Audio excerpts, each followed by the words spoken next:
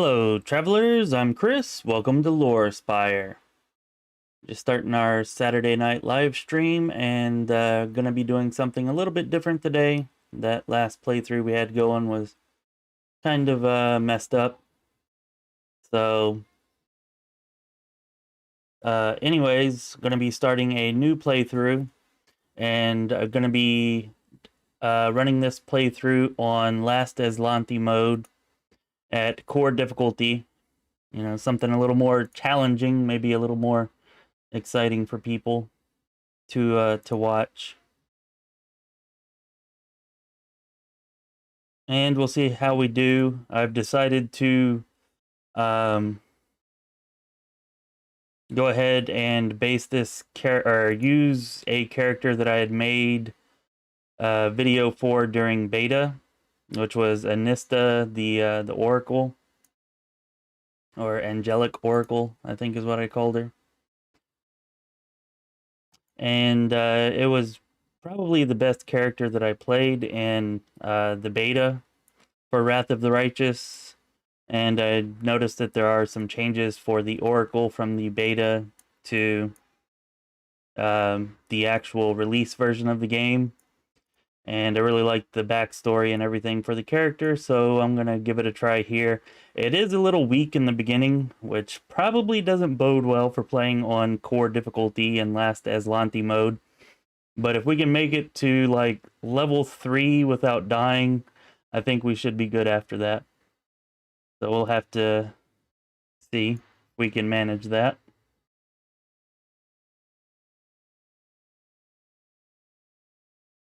And let's see, we are going with the Emberkin heritage.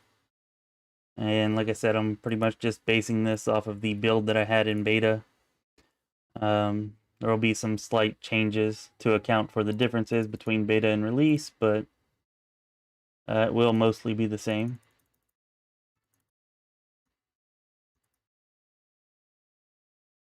Oh.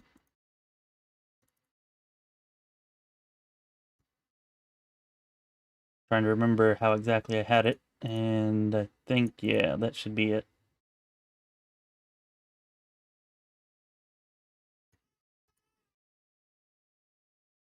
Don't need knowledge arcana, want knowledge world, want persuasion, and I'm going to put a point in perception now, just to help find as much gear as we can in the opening tunnels before we get to Neathholm.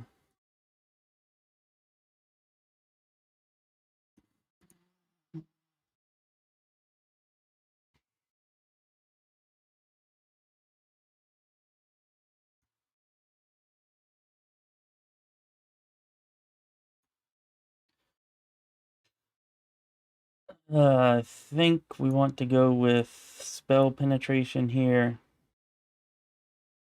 There just isn't much that's good for her. Our mystery actually gives us a -4 to attacks, weapon attacks, so we're not really going to hit much, so I don't really want to bother with taking a weapon focus or focusing on physical damage at all. And going with the flame mystery.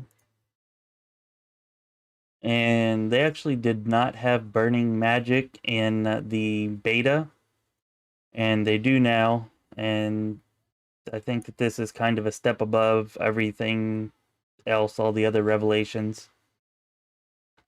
I mean, it's not amazing, but I think it should be pretty good, especially in the beginning. And we've already got Burning Hands, and we should be able to cast Burning Arc. So we're going to go with Bless here to help everybody's attack. And I'm going to take... yeah, we already got the healing spells. Going to take Shield of Faith to help with Sealess tanking in the beginning.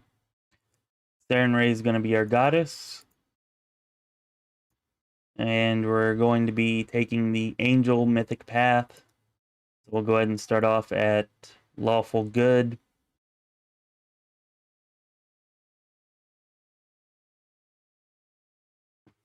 I don't really like the golden lips, so let's find a face without that. Take off the ridiculous headgear and the backpack.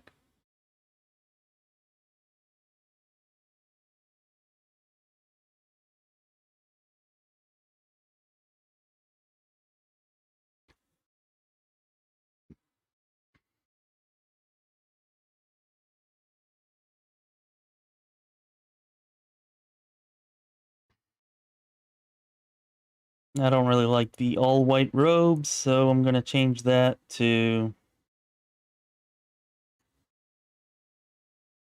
yeah, more of a bluish color.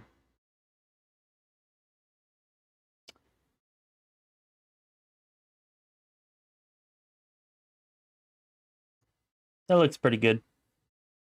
Oh, let's go with this darker color for the hair, too. I'm going to go with no voice, because nothing really sounds right in my head. Anista.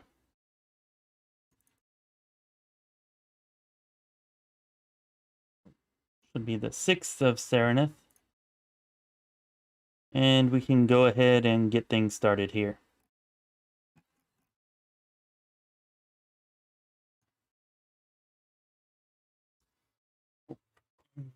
Put on my headphones so I can hear what's going on. So how's everybody doing tonight anyways? Anybody have anything interesting to share in your playthroughs or anything else that's going on that you want to talk about, you know? Put it in the chat there and we can talk about it.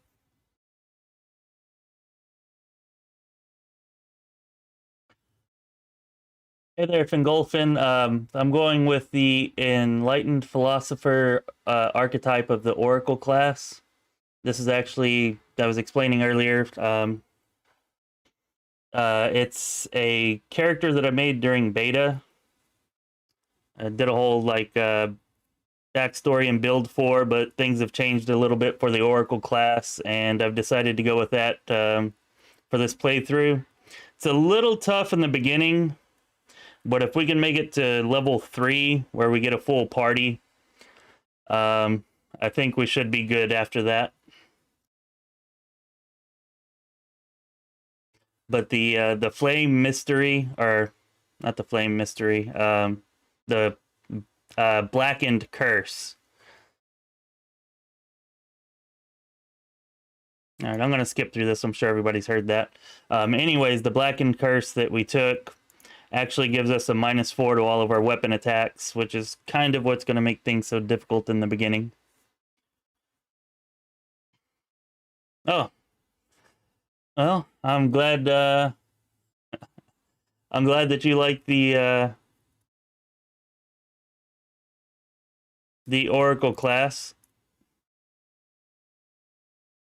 It's definitely one of my favorites that I've played so far, the Oracle. And spellcasting is really, really powerful. Once you start actually getting into the Angel Mythic Path, you know, around that level 8, 9, 10 area.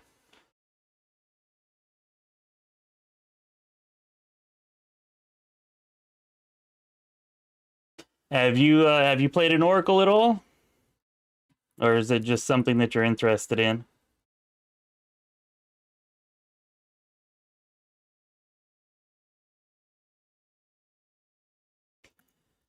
All right, so we're all healed up.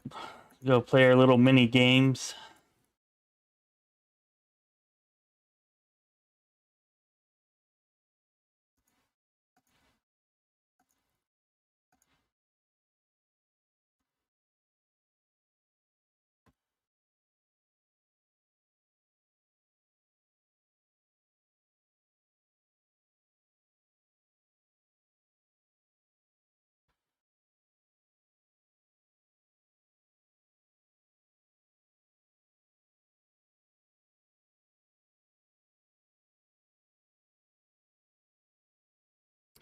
Oh wow, that skipped a lot. I thought I was just skipping the mini game. It skipped the whole cutscene.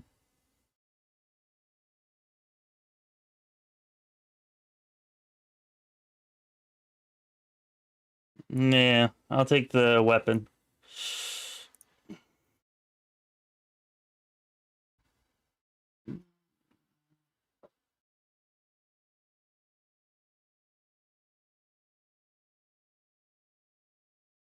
Well, I'm not sure if the Oracle would be my first choice. Um, but I think that it's a strong class. I really do. And when you combine it with the Angel, and you get to where you're popping off bolts of justice and whatnot, the damage gets pretty nuts.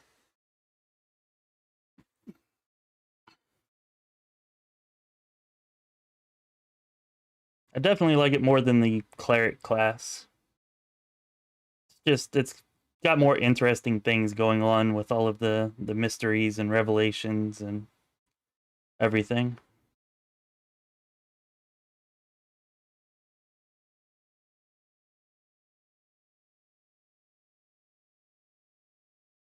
Mm.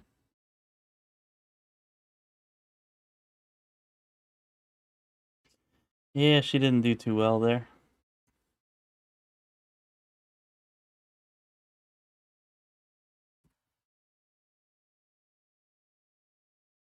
Go ahead and equip that.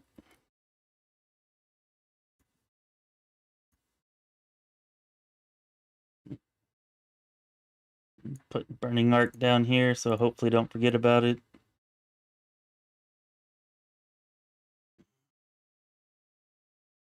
May as well activate that.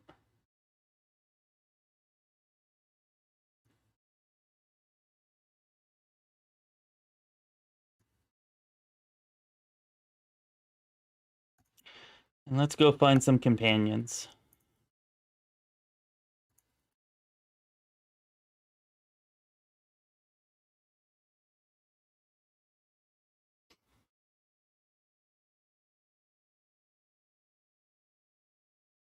All right. If anybody wants to actually listen to the dialogue or wants me to read it out, let me know. But if I don't hear it differently, I'm going to assume that everybody knows what's going on.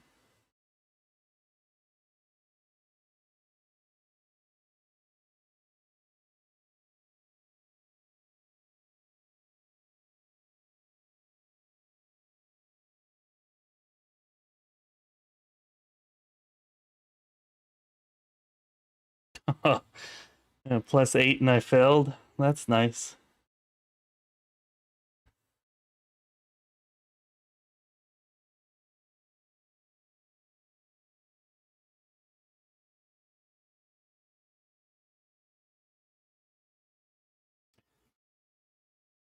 Yeah, my name's Anasta.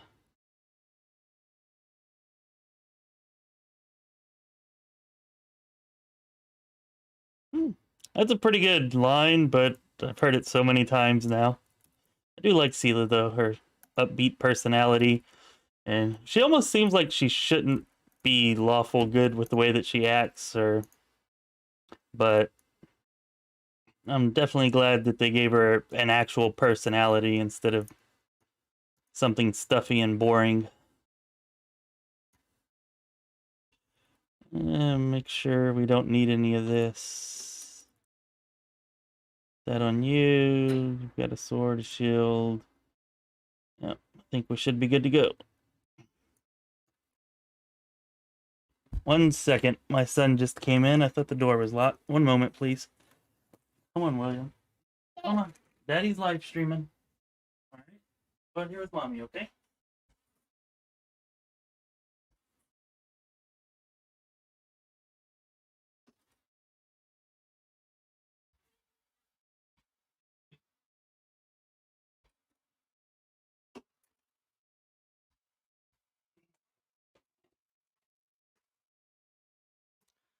Sorry about that.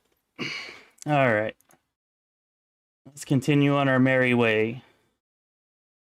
Pick up Tyrendilev's skill. We definitely want that to have the gold dragon option later, even though we're not going to exercise it. We may as well get it.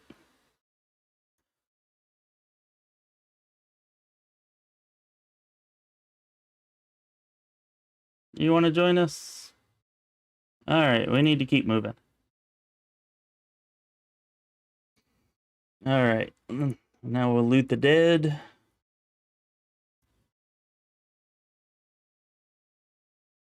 And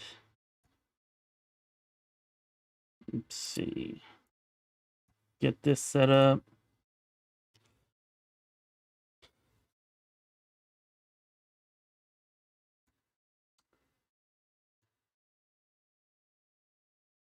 You heal yourself. And set her up too, which there's not really much. Even though she's fatigued.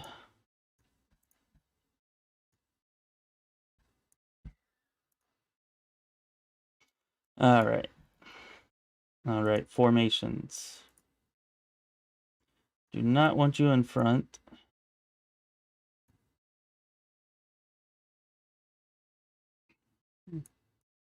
That looks good for now.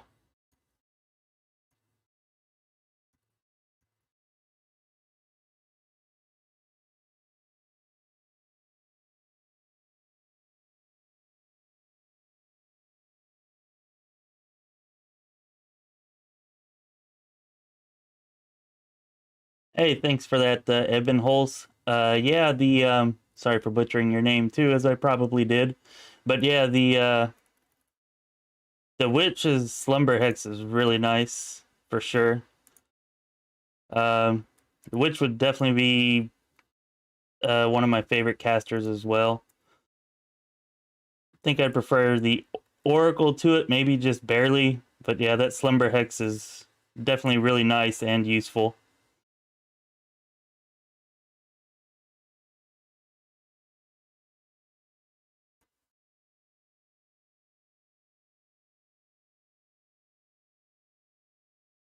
Well, the Angel and the Oracle can combine their spell books, and actually, the Oracle and Cleric are the only two classes that can combine its spell book with the Angel. You know, so that lets you get to a higher uh, caster level whenever you're casting spells, so that they can do more damage and have more penetration and whatnot.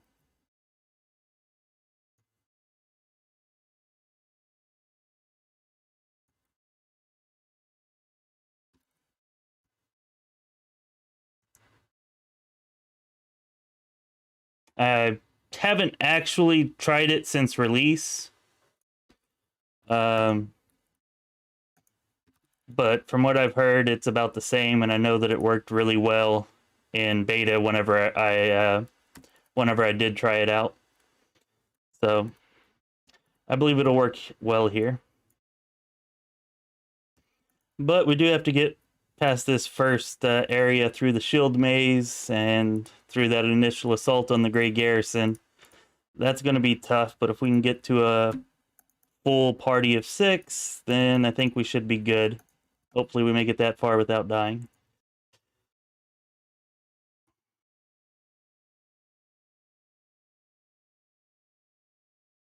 There we go. Hey, Woolly Round. Glad you could join us.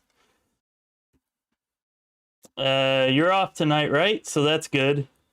I know you had to bail out early on Thursday night because your boss showed up, but hopefully you can stick around the whole time tonight.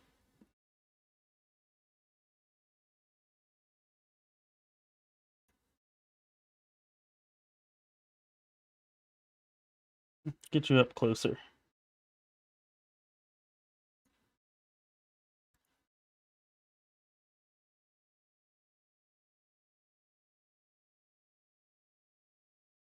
Yeah, the higher caster levels definitely nice.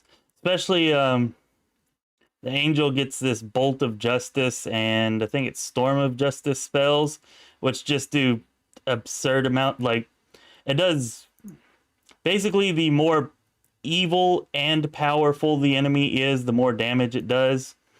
And it can just do absurd amounts of damage to like Baylors and bosses and whatnot. Once you get it, because most of the enemies in this game are evil outsiders, and most of the bosses are you know, demon lords and stuff like that, at least once you start getting later into the game.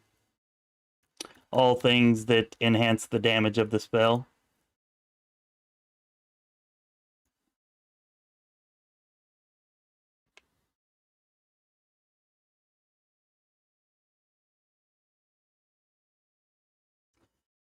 Hey, Matty Ice, you're talking about navigating the abyss. What do you mean, like Elutionera, the city in Act 4? Is that what you're talking about?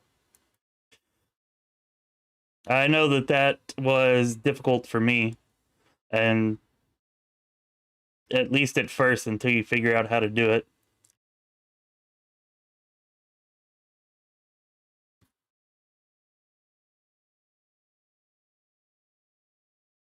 Let's see. We'll find the sword faster if we work together, of course, because I'm nice like that. Um, I the biggest tip that I have. Do you know how to control the buildings and how to control whether or not they move? Because that's the biggest thing. If you don't know how to control those, it is a huge pain. But anyways, if you don't know, or if anybody doesn't know, whenever you're in Elutionera, the way that the buildings move is actually based on your camera angles. So as you rotate the camera, the buildings will, you know, move to the side, move back into place. And yeah, until you figure that out, it's pretty difficult.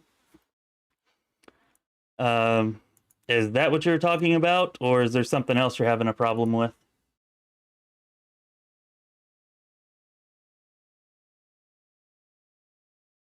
Okay, you're talking about on the upper level then, if the bridges that never come back. You got to be either talking about that or the Harem of Ardent Dreams area. Um, if you're talking about, well, for either one, rotate your camera angle. Um, I remember whenever I first got there and I got to the upper level, I hadn't figured out the camera angle thing yet. And yeah, I sat here just watching net, just like a stupid person. Um, and anyways, uh, watching Netflix for like 20 minutes waiting for the bridge to come back around, and it never did. Yes. So,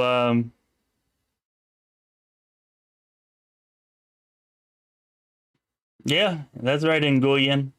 You just rotate the camera angles and the bridges will come back and forth as you do that. And that's for any of the buildings inside of the Elutionera area.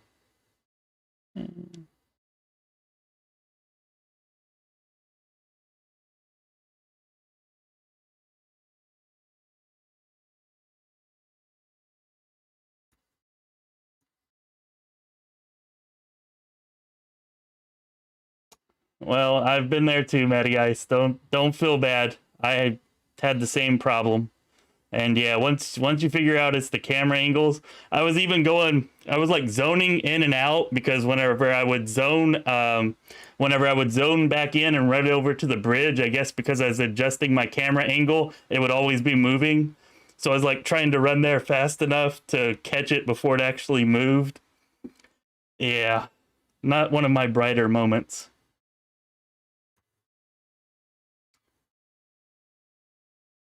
Oh, sorry, Wooly Ram. I thought you were off on Saturday night.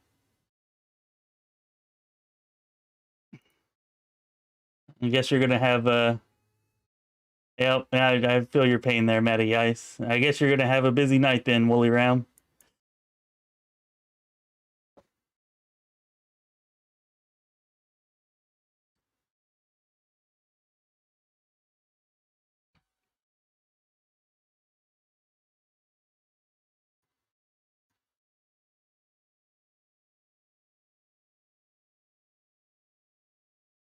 It, yes, I can control it.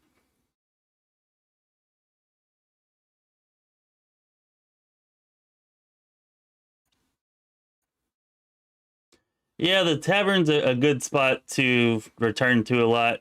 You can sell, you can sleep, although you do I think you get attacked if you sleep there, if I remember correctly.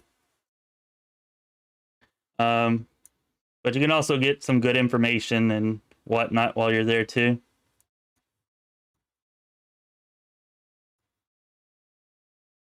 Yeah, but basically, if you just complete all the quests you get while you're there, and you know how to rotate the camera angles to move the bridges and the city and everything there, then it's not too bad. I think all, maybe not all, can't remember, but if not all, most of your companions should have some kind of quest there. So you know you might want to talk to all of them and just make sure that you get all of the companion quests done that are available to you while you're there.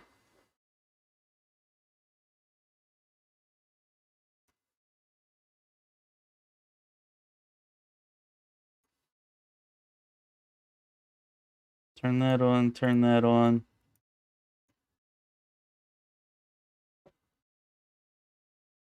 And there's this quest where you have to get, I think you have to get a key from Zephorian to access the Mage Tower, and you're also supposed to find out from him what he knows about Nahindrian crystals, so you can tell, forget her name, but whoever the leader, the judge person is at the Harem of Ardent Dreams. And anyways, whenever you're doing that quest, that can be pretty annoying. And if you haven't done it yet, just you need to talk to the beggars in the lowest part of the lower city. And you can find a beggar leader there who will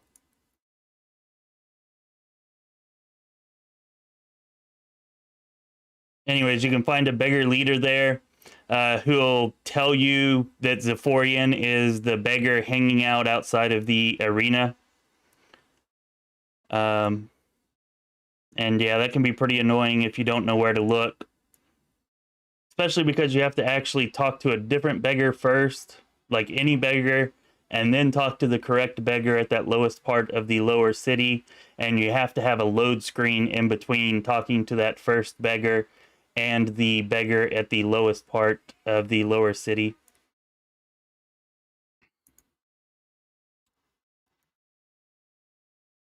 Of course, alternatively, I think you can spend like 100,000 gold to pay the barkeeper for the information, and you get such a ridiculous amount of money while you're in Elutionera that if you're having difficulty figuring out which beggar, like, you can pay the gold and it's not too big of a problem.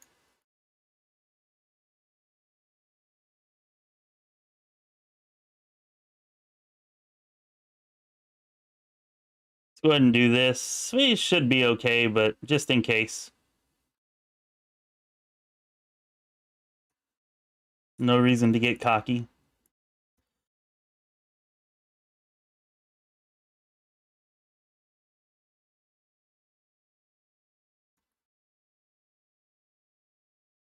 Oh, yay, elementals.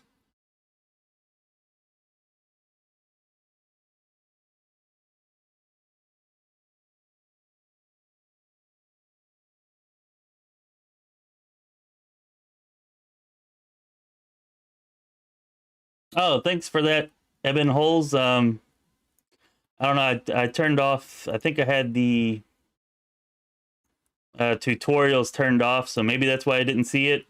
Or maybe I just skipped through them because in the beta, you know, I was used to it and already knew it. So that's good, because they definitely needed to make it really obvious how to navigate that city, because it's very annoying when you don't realize how it's supposed to be done.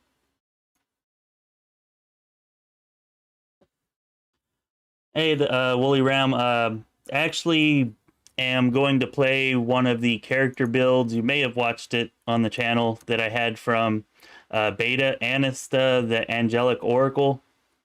And this character build is just going to pretty much be a carbon copy of that, except for the few Oracle abilities or revelations anyways that are different. But yeah, I'm I'm playing an Oracle with the Blackened Curse and the Flame Mystery. And I'm going to be taking the Angel Mythic Path. Ooh. That's not good. Why did I do that? I don't want the... Oh, no, I don't have a heal spell. I have a potion, though. Okay.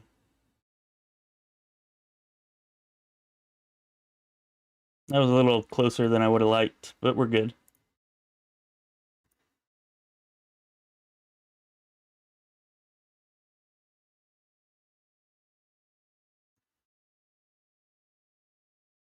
Looks like I forgot to turn off the tutorials for this. I actually had them turned off, but whenever I had to go back after planning my character, I guess it erased all the settings that I had saved.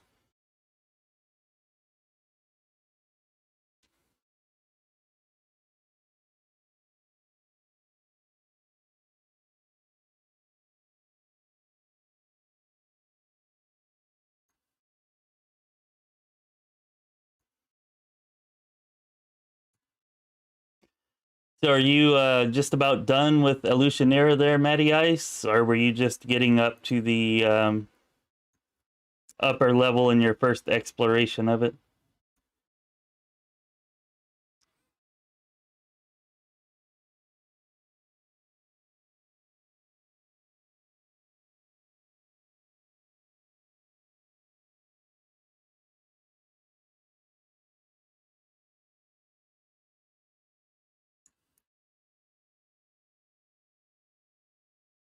Yeah. All right, we made it through. No deaths so far. Of course, that's by far the easiest part of the game.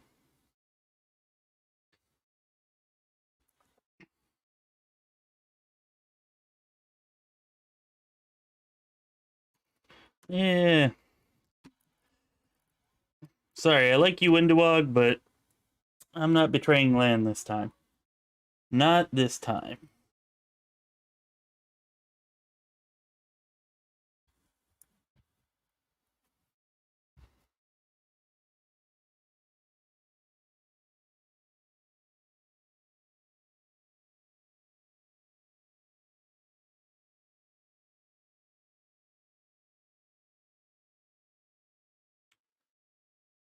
You know, that's a good question, Even Holes, and I was wondering that myself whenever I was making this character. And we're probably going to test that at some point because I feel like it should, because feats like point blank shot or precise shot will actually affect your ranged touch attacks. So I feel like the flame or the blackened curse would affect your ranged touch attacks as well. But whenever we get a ranged touch attack, we're going to actually try it out, and we'll check the combat log to make sure. Because if it doesn't, then that would definitely be helpful. Because we're definitely not likely to hit very often with a crossbow while we're playing on core difficulty with a -4 to our attack.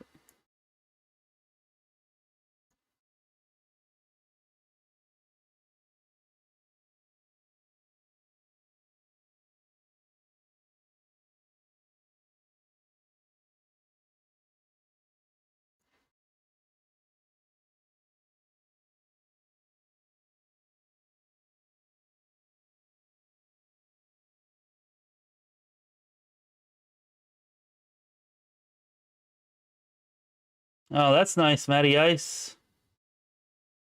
I mean, yeah, 300's pretty good. You only get the one attack, but if you're critting that high, you don't need a lot of attacks. Especially since your iterative attacks will very often miss. So, I haven't tried the Divine Scion, but sounds like a solid class from the way that you're describing it.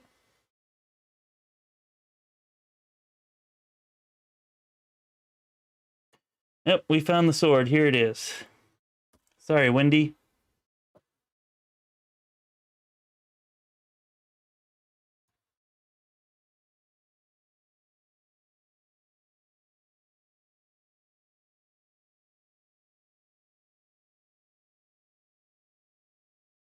Say what you're gonna say, do what you're gonna do.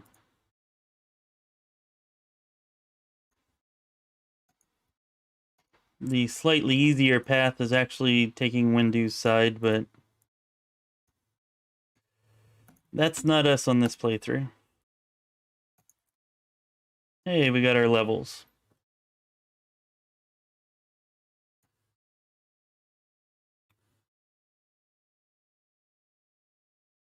Alright, we want to stick with Persuasion, Knowledge World, and I'd put a point for Perception just to give us a Perception check. Now I'm going to start going with Use Magic Device.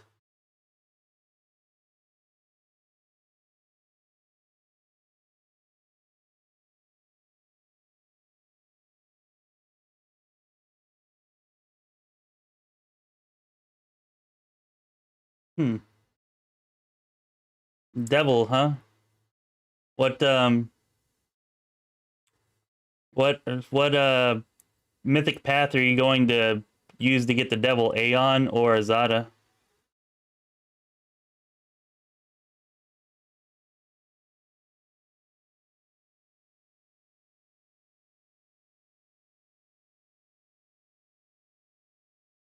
No, I'm glad that you enjoyed that, Matty Ice. Yeah, the Lich is definitely fun, and you can do some cool stuff with the Lich. Um, to be honest, the melee Lich is a little less powerful than what I was expecting. Or at least the way that I built there was. But whenever you do get crits with that scythe, like you can get some pretty big numbers. And it's definitely effective enough that I think you will enjoy playing it. I was just hoping for a little bit more. And don't like her having persuasion. Definitely want to keep mobility. Knowledge world. You don't need knowledge world. We'll give you religion.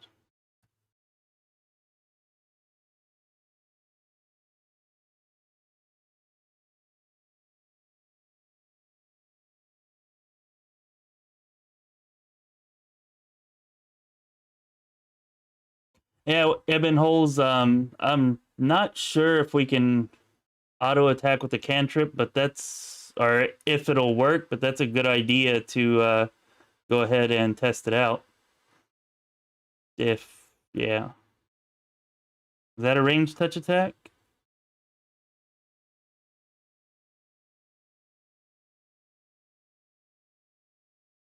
Even if it's not, we should hit more often.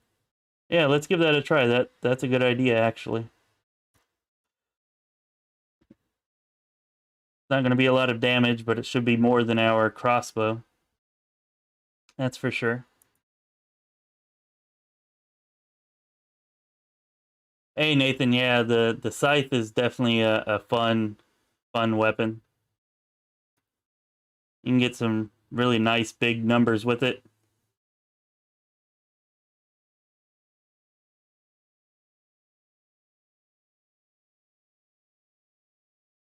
I have not seen that scythe. Where do you pick that up at? Because I would definitely like to know that. I did find the one that you can get at the very beginning of, like, as soon as you get to Illusionera, which is the one that I used for pretty much all of Act 4. It's like a +4. It does corrosive damage, so it's not as effective against demons. Um, but it was pretty useful, or pretty helpful.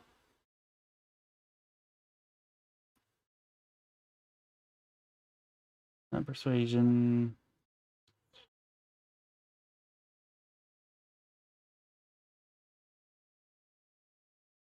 Give you a perception check.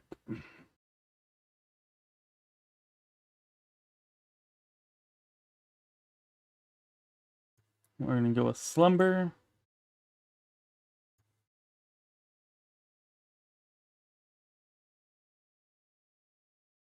Yeah,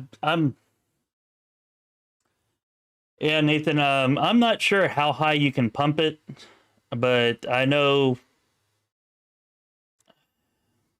I don't know. I want to say 5x is the highest that I've gotten it, which is only one extra multiplier. But if you take the Trickster path, it actually has feats.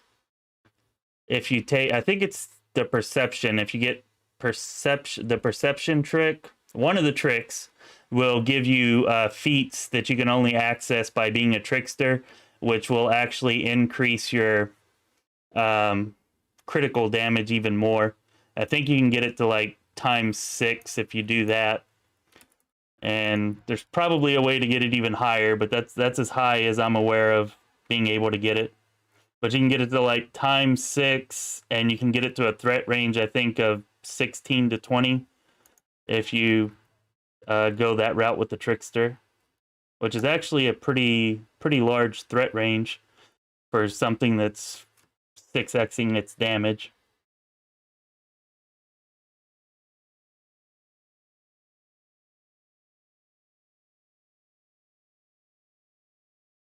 Yeah, I haven't messed with the Trickster too much just because it does seem game breaking. Whenever I did my videos on it during the beta, so much of it was just bugged that it didn't work right, didn't work at all. But assuming that they've fixed all those bugs, I would be surprised if there were not multiple builds using the Trickster to do just absurd broken things.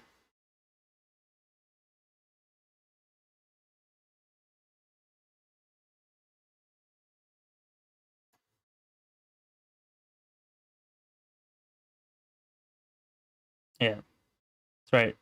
I need to get paid. Let's double up. Fine, I'll help you. For 2K gold, I'll do it.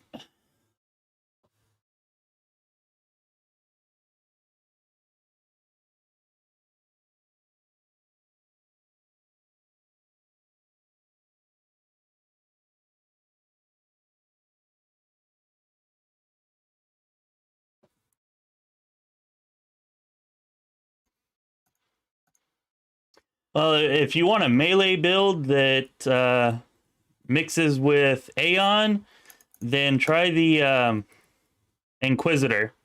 Just find out which archetype of Inquisitor you like the most. The Monster Tactician is really, really good. But some of the Aeon's abilities are actually enhanced, or maybe not enhanced, but they extend to the Inquisitor's abilities. You know, so you get the ability and it's similar to the Inquisitors. And if you're an Inquisitor with that Inquisitor ability, whenever you use your Inquisitor's class ability, it will also add the effects of the Aeon Mythic Path. I think I said that right. Anyways, the point is Inquisitor is a good melee choice for Aeon.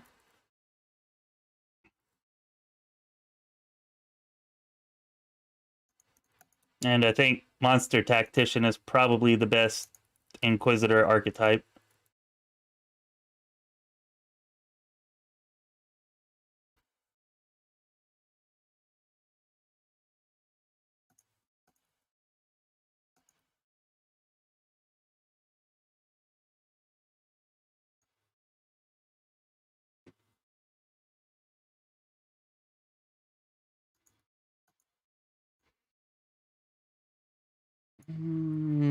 This the way it came in? No, this is... Yeah, I think this is where you have to come in Act 3.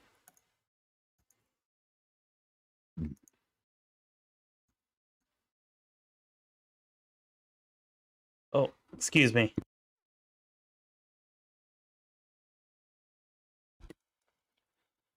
Sorry about that. Oh, I should probably finish my levels too. All right, Zen Archer. Yes, athletics and mobility.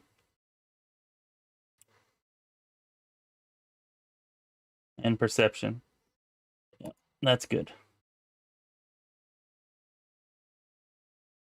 Take precise shot. Longbow, of course. Not really sure what advantages there are to using a short bow. I've never really found any, so I never really use a short bow. I'm sure there's something, though. You were going to lose, so let's steal your potions and your bow.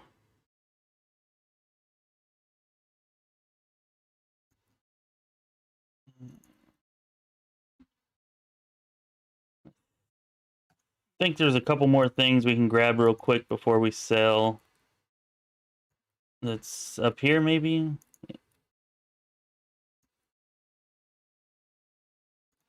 Yeah. Definitely want everything we can possibly have going into the shield maze.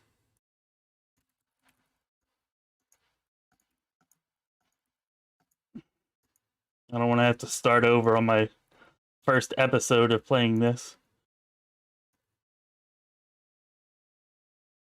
All right.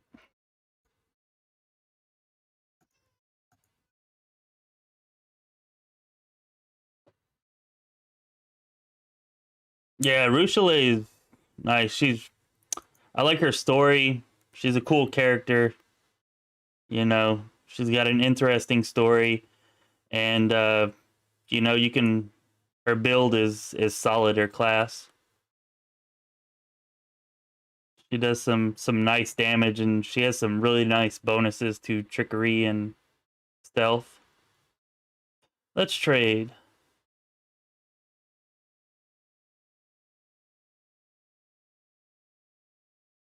Ah, thank you, Ebon Holes. I had not really thought of the weapon type there, but that makes sense. Bulk selling.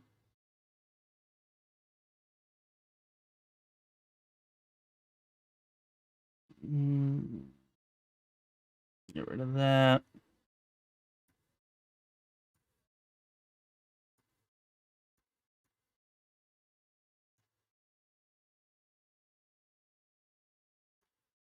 The dagger. Definitely want to keep that. We're going to need that.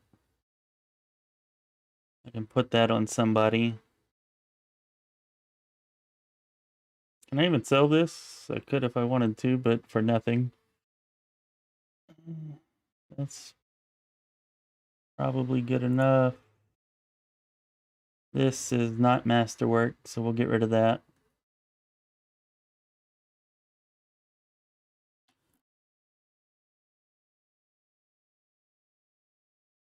Nobody's using two-handers.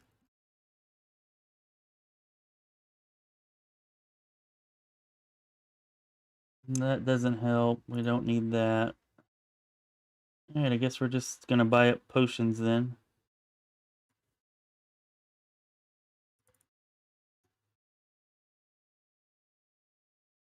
And we want that.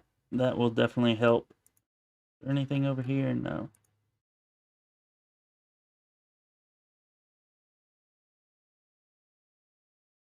Free sleep, heroism, blur.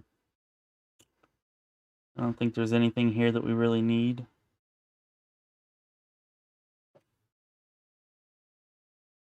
Let's hope I'm right. Let's go get a good night's sleep.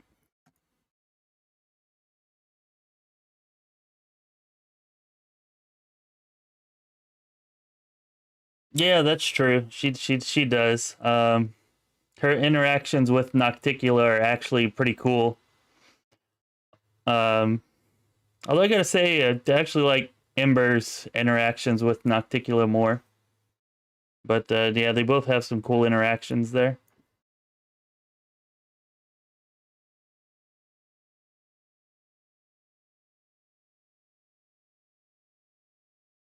All right, let's go. There's no time to lose. All the tribes are meeting.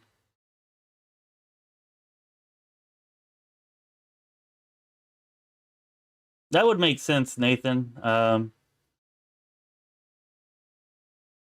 If gnomes and halflings were, because the bows as big as they are, I don't know, maybe even bigger, or at least taller.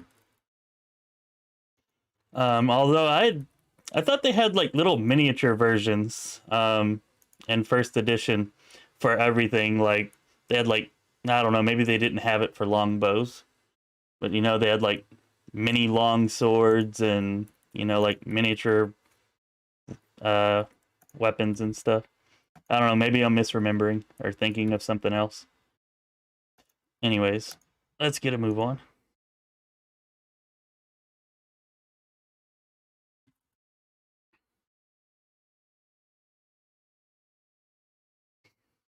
Yeah, that's true, Woolly Round. She's definitely a good skill monkey, and she's definitely deadly.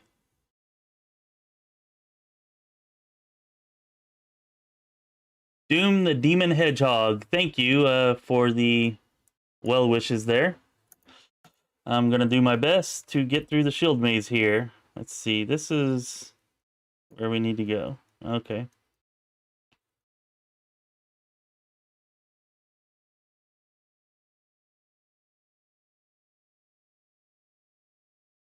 Yeah, that's a good point too, Woolly Realm. Ninio's interactions with Arilu are pretty good there.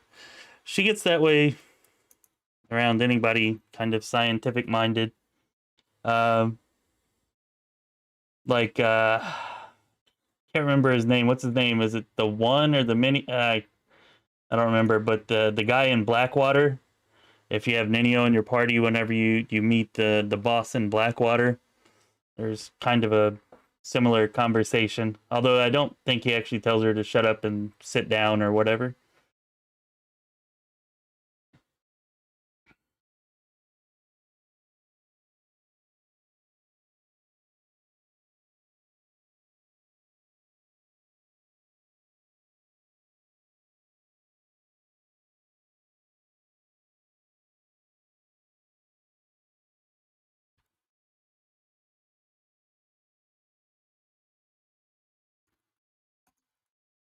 So Willie Ram, do you use land like more up towards your front line then if you're using snapshot and whatnot with him?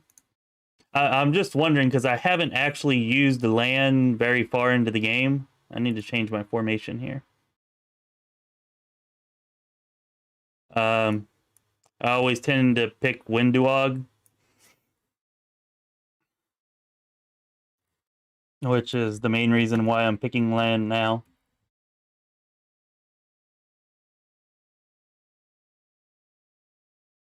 I think the farthest I've actually made it with him is the uh like beginning of Act 4 in the beta.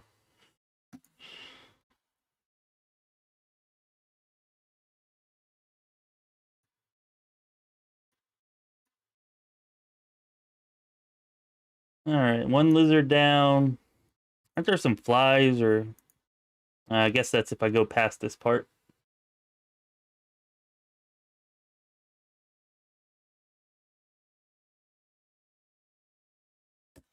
The tribes are gathering, we'll attack. But even though we have an entire army, we're going to go in just the four of us by ourselves because that's obviously way safer.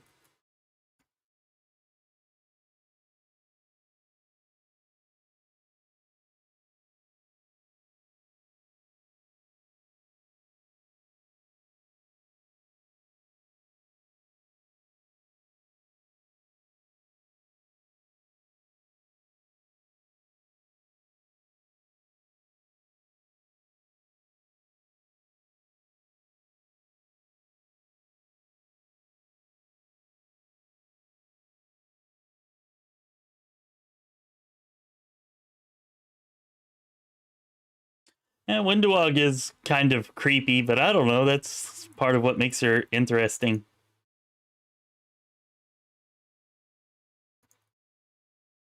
Or maybe I'm just weird.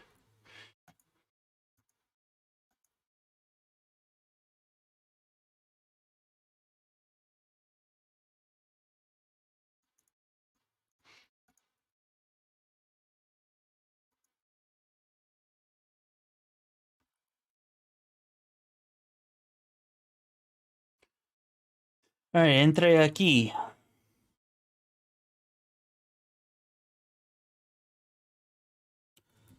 Enter the house of Lord Baphomet.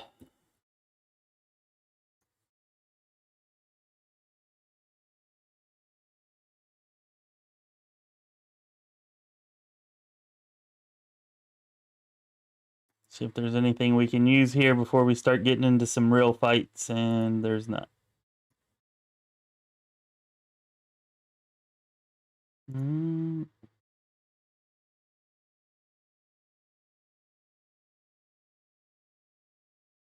don't know why I had that toggled on. It shouldn't be. All right.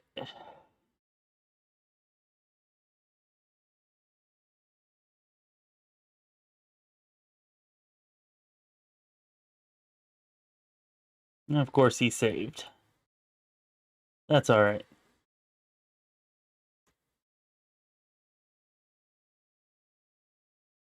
Yeah, let's go for the wizard.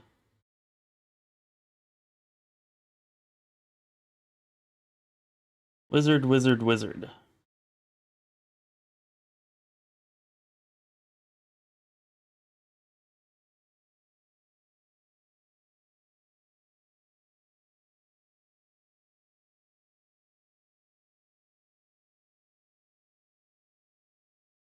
Keep on thinking I should buff, but I gotta remember my buffs only last for 2 minutes right now.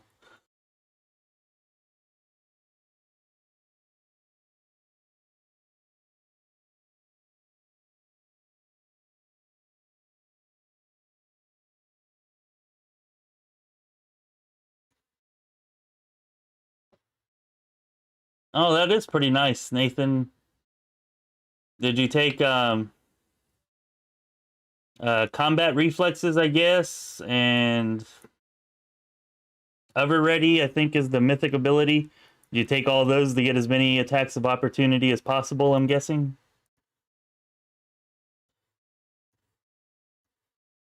That actually does sound like a pretty good idea, and I'm probably going to rip you off for my land build here.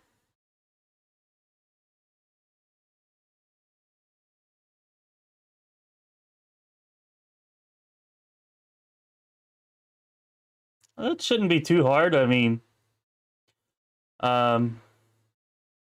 can just take out Darren, Ninio, which I know is sacrilege to you, and who could you take out for? I'm not sure. Did you use Greybore? You can trade him out for Woljif. I think you used Greybore, right? There's two of them. One is outflank, and the other is seize the moment. Those are the two. Pretty sure those are the only two that give you, and one of them gives you an attack of opportunity whenever whenever one of your other party members gets a critical strike, I think, and the other one gives your party members an attack of opportunity whenever you get a critical strike. If I'm remembering correctly.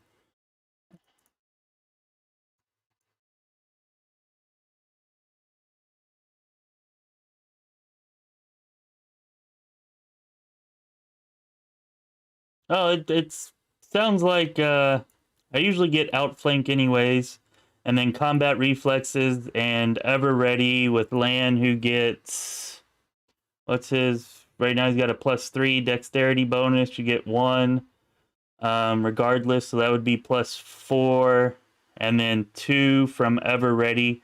That would give you 6 attacks of opportunity. And then I guess having snapshot, and if you had outflank and seize the moment, although outflank and seize the moment may only be melee attacks now that I'm thinking about it. So I'm not sure if they would factor in for Lan or not. I'd have to look at that. But you could definitely get Lan up to 6 attacks of opportunity a turn. And with a 10-foot threat range for your attacks of opportunity, I mean, you're probably not ever actually going to get 6 in a turn, but I could definitely see you getting 3 or 4 on some turns. All right, I got to start paying attention here because if I die, then that's not good. What was I doing? Let me check that gear that I got. Chain shirt. All right, you're already wearing that. that better than what you have? Scale mail. Yeah, okay. We're good there.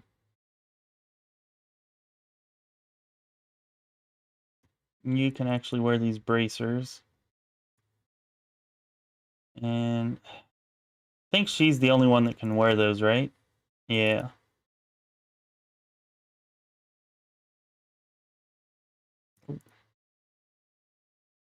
And we're going to put that on you, even though you're probably never going to use it.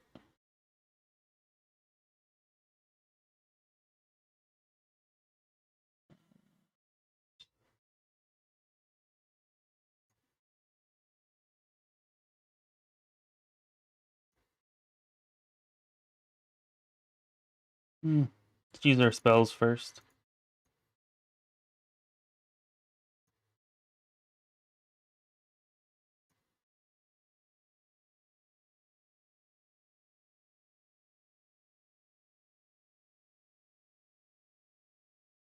Alright, let's get tricky. Right here. Traps will be very devastating on core difficulty if we don't get those disarmed.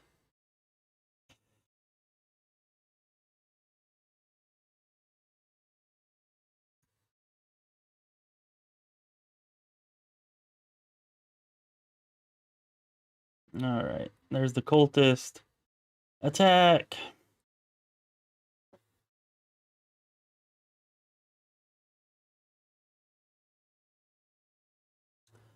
You know, Nathan, I actually really like that idea too.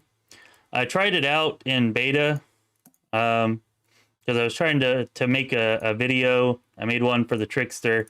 I did it for all of the mythic paths. But anyways, I was trying to show how you could use a build like that to just kill all of your enemies, or at least all of your weak ones, right from the very beginning. And in beta, at least, it did not work. I never had one enemy coup de grace itself. I was very disappointed. You know, I spent time figuring out every possible little tiny way that I could get as high of a persuasion bonus as I could in order to affect as many enemies as possible, as often as possible, and it just didn't work. Hopefully it's fixed and it's possible now. I also found out today while I was working on a build video that the Angels, what is it, Heavenly Host ability doesn't work, which was kind of disappointing because I was counting on that being one of the really good things about the build. Not that. So yeah, that was unfortunate.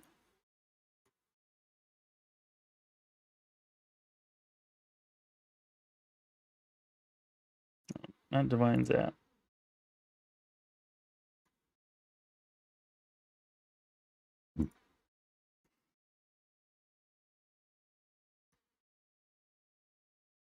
Alright, that should be good enough there.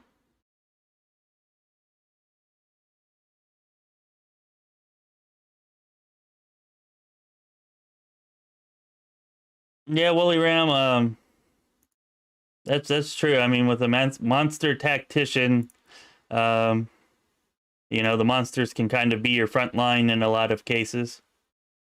So, that's definitely one of the very best melee classes, possibly. I actually haven't played one in Wrath of the Righteous, but in Kingmaker, it was really strong, and it seems like it should be here as well.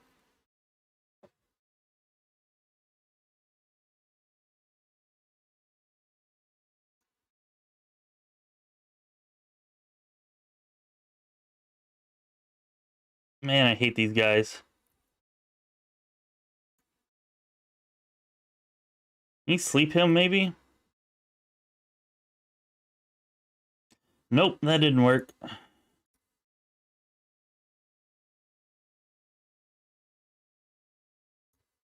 Alright, good. He's attacking Sela. Wow, we're actually doing better damage than I thought we would against this guy.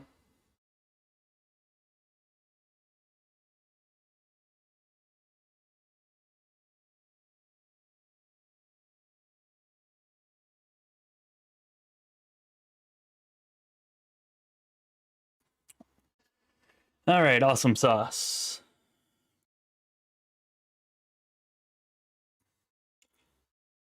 You know, you'd think in this big armory there would be at least one weapon that was worthwhile, but I'm pretty sure we don't find anything in here that's really usable.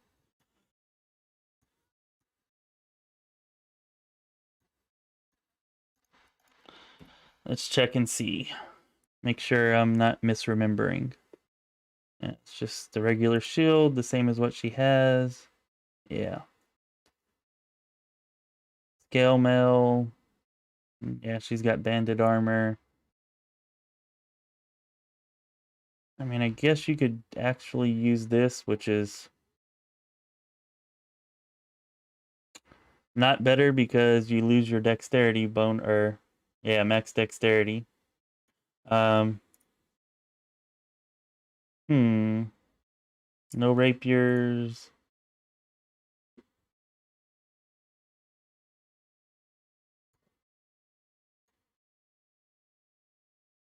All right, we're gonna go ahead and just stick with what we got.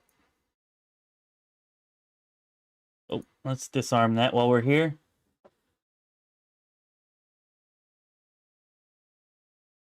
Oh, hey, Woolly Ram. Sorry, I just saw what you asked there. Heavenly Host is the ability that extends your Sword of Heaven to all of your allies. It's supposed to give all of your allies the effects of your Sword of Heaven ability, or all of them within 50 foot, anyways. But it does not work. And I looked it up, like trying to figure out if I was just doing it wrong or if maybe I had a bug specific to me or what was going on. And yeah, apparently it's a known bug that they just haven't fixed yet.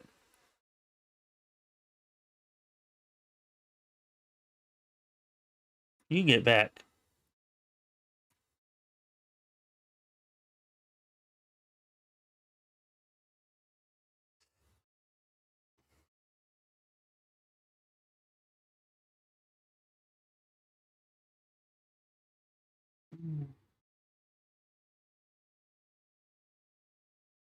And that's true. That's true, Matty Ice. Pets were definitely more powerful in Kingmaker. Um, yeah, pets don't seem to do nearly as much in this game.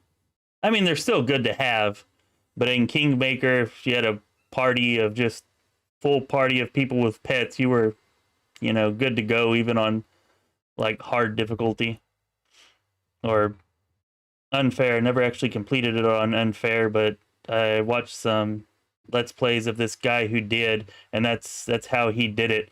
He used like a full party of Sylvan sorcerers, so they all had pets, and yeah. Anyways,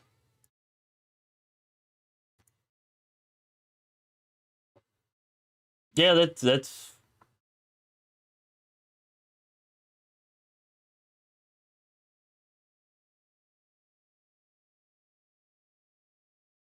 Hmm.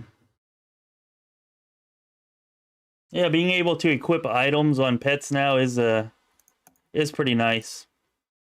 It gives your extra items something to do at least.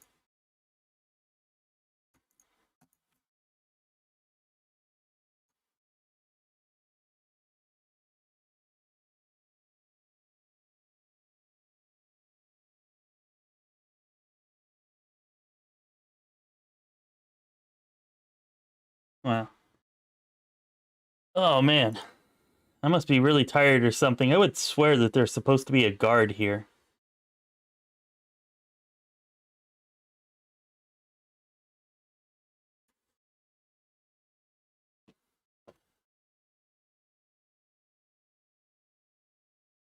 Oh, nice, nice. Yeah, with the rate and Kingmaker, you just soloed through the whole game. That was probably fun. I've definitely never tried something like that.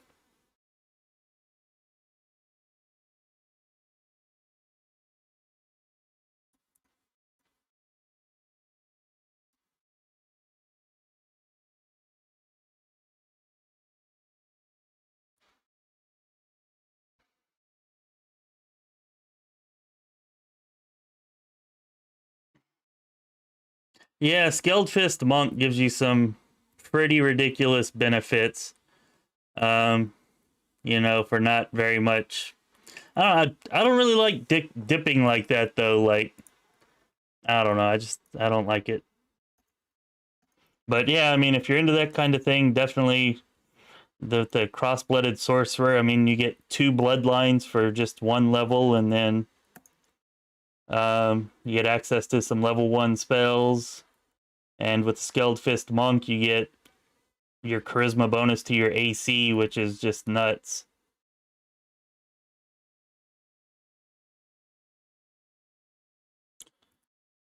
Okay, this fight might be a little more difficult. Um, Not sure actually, but I'm gonna go ahead and bless for it just in case.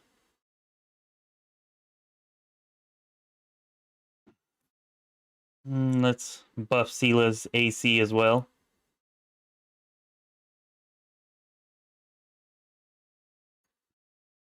And you put this. Oh wow, this wasn't even the fight I was thinking of. Okay, well, we may as well still put that one to sleep.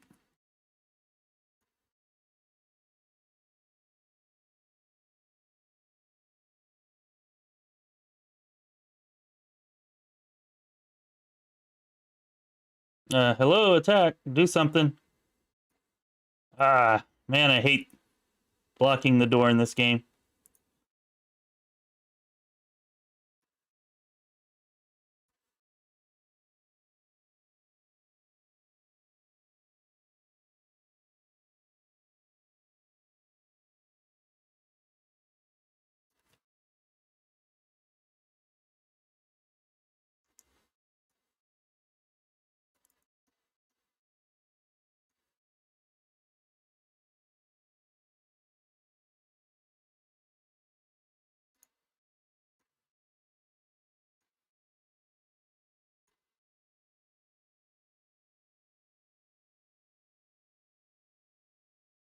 Hey, Rusty Marriott, thanks for joining in. Good to see you. How are you doing tonight?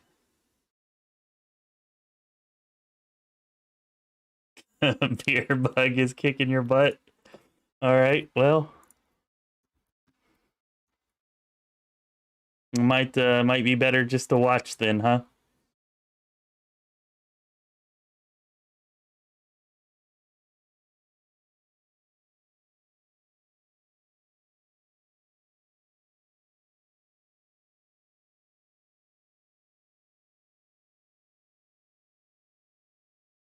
I don't know. I haven't had much success with getting the combat maneuvers like trip and whatnot to work with the pets. Although to be fair, I haven't tried it extensively. Um, but from what I've seen when I have been trying it out, it seemed like it was a lot more effective in Kingmaker than it is in this game.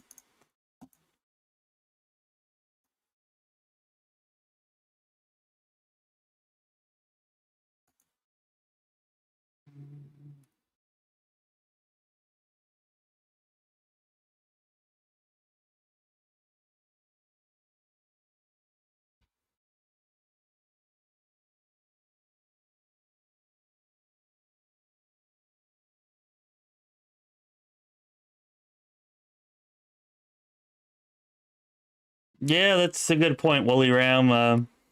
Yeah, I've heard that a lot of the builds that have been coming out on YouTube for a lot of different things are, I guess, really effective towards the end of the game, but not that effective in the beginning. I've heard those complaints.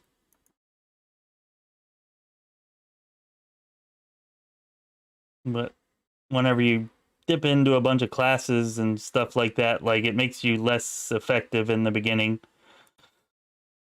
Although I'm not sure if monk and sorcerer dips would ever make you less effective, but I probably don't have enough experience with dipping to really be an authority on that.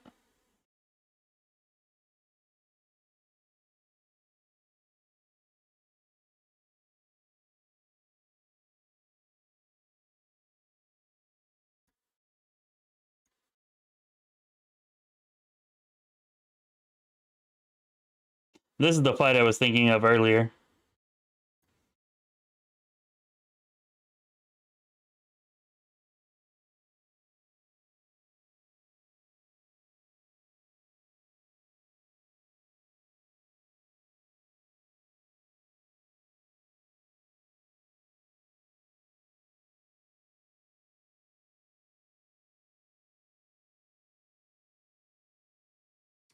Oh, well, that sucks, Rusty. I'm sorry to hear that.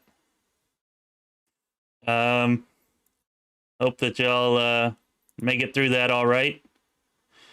You know,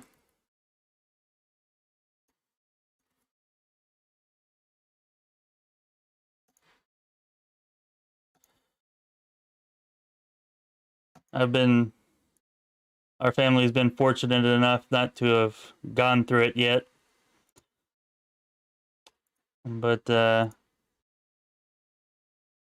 my thoughts and prayers definitely go out to anybody who has had to go through it. Definitely not a good thing.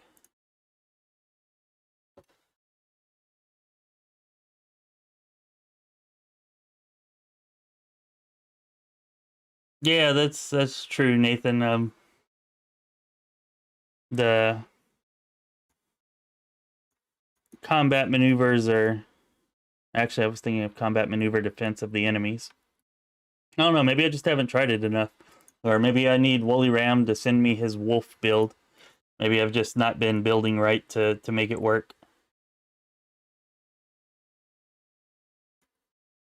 Although the only build I've actually tried is with a horse, Smilodon, and a Triceratops. Okay, I'm not sure how this fight's gonna go. It used to kick my butt in beta a lot, mostly because of this guy. But we'll see.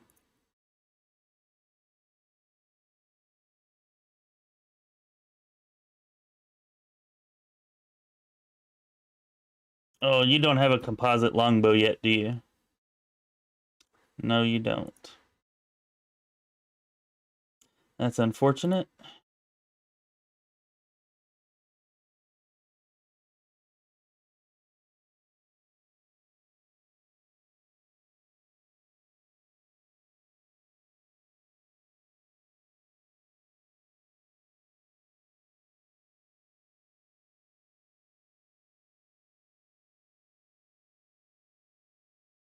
Mm.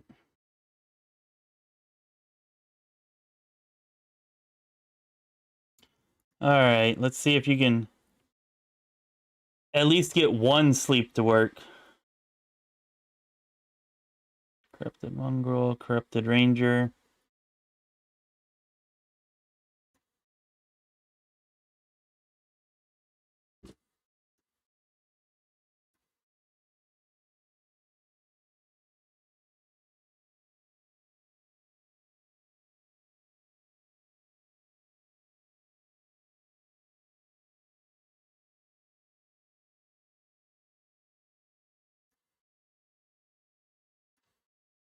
All right, I think we're going to need to kill him as quick as possible.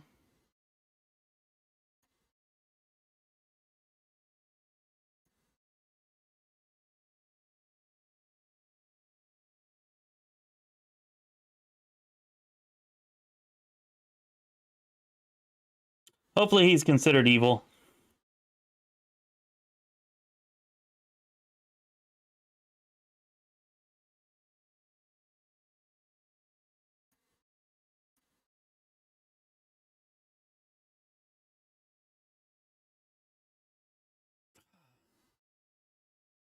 Yep, looks like this may have been a mistake. All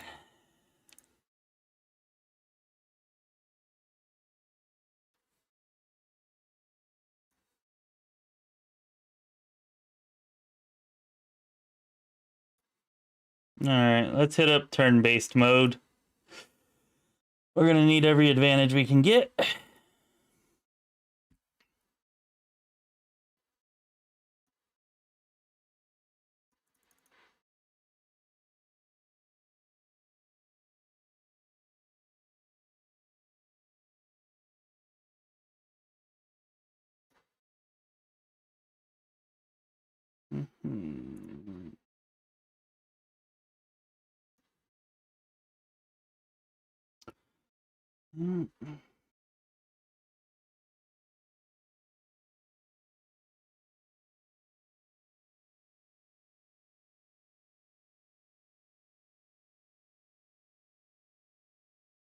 Well, we got 2 hits. That's good.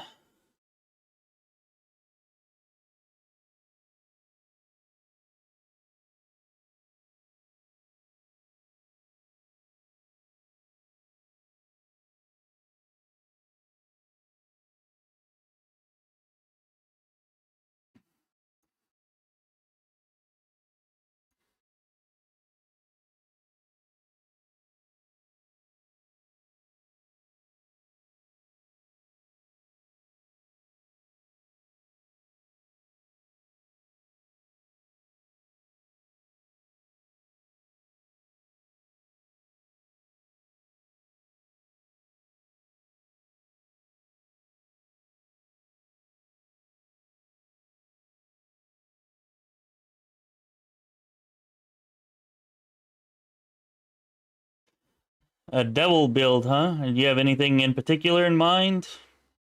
I haven't actually tried going at it from the Aeon path. But going from Azada to Devil, I don't know. I think that's probably the more effective way, at least mechanically.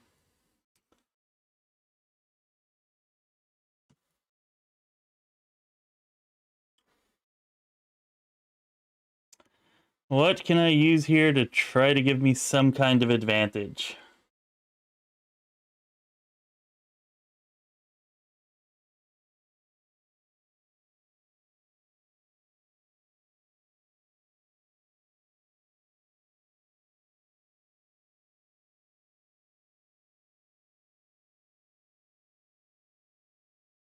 Somehow... Well, let's hope that helped. Yeah, that's what I figured.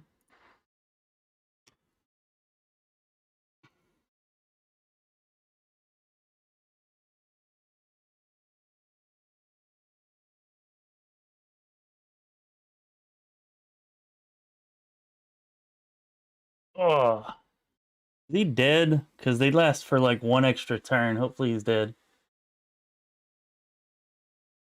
Yeah, I'm using it. Woolly Ram. I think that's what you mean, right? Or I guess we'll find out in a second whenever we get to her, but yeah. This right here. Battle Spirit.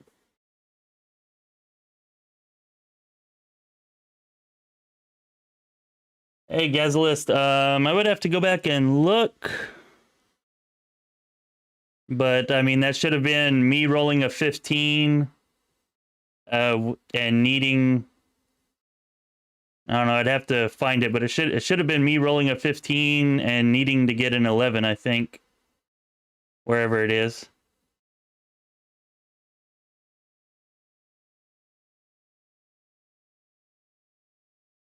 Would be nice if I had a medium potion.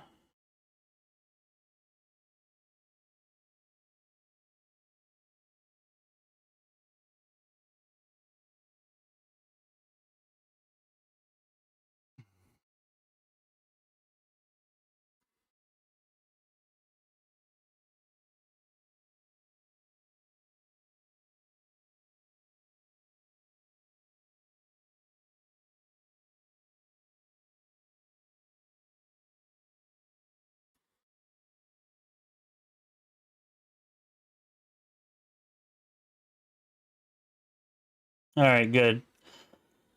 We should have a pretty good chance of winning now.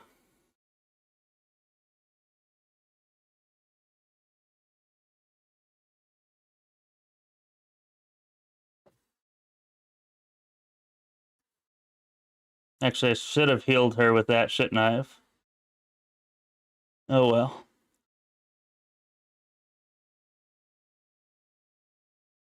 Nice, good job, Lan.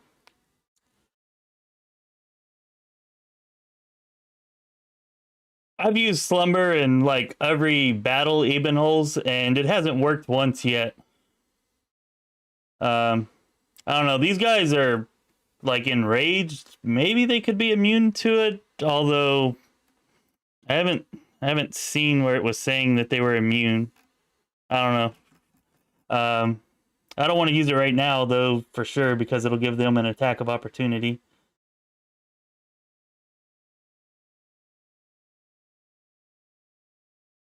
But we should be good. The heavy hitter's down, and there's only 2 of them left. I was worried for a minute there though.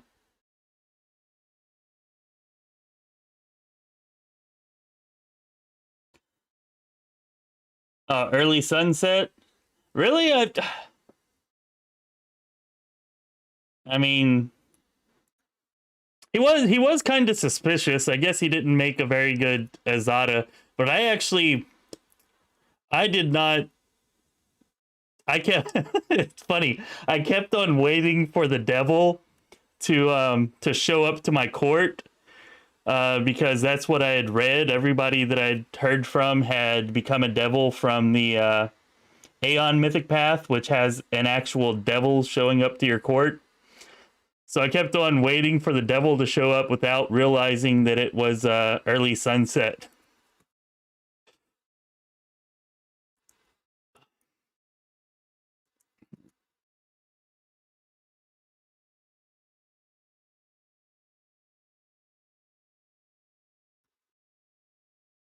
So I guess he was convincing enough to me. Yeah, I know. Thanks for laughing at me there, Matty Ice. I definitely appreciate that. It is what it is. That's the early sunset definitely pulled the wool over my eyes.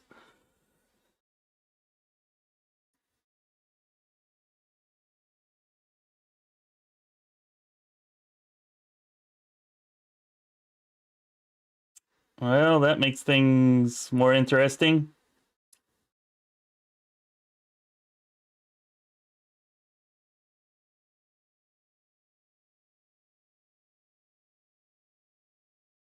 What's she at? -9. I can't really heal her.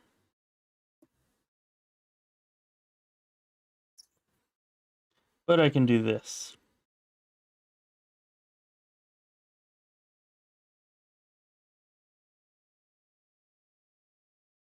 I'm just gonna zap him just in case. Yeah, okay. Let's do that. Ow.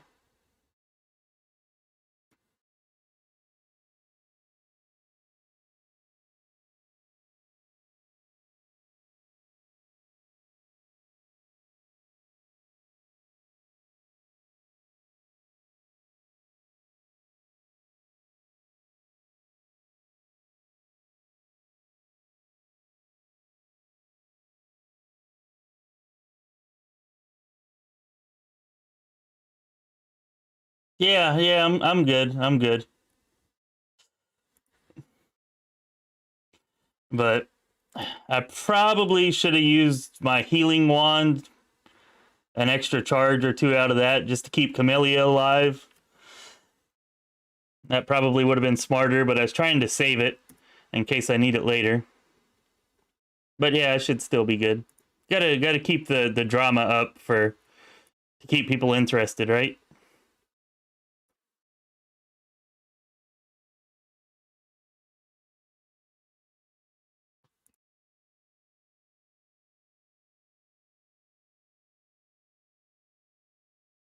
Yay, we made it.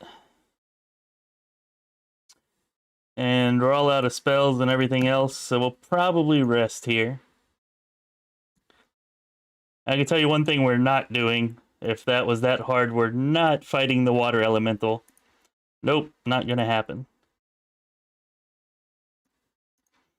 And we don't have Windowog, so we should not be able to get into here.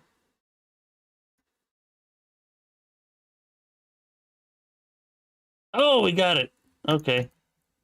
Lockpicks for the win.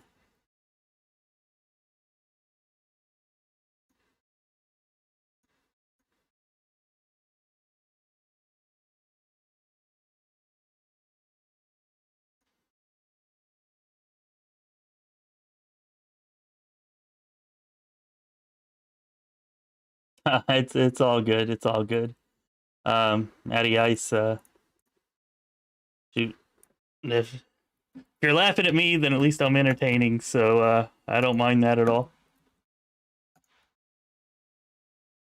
But I'm terrible with names, though. I'm surprised that I remember it was Early Sunset.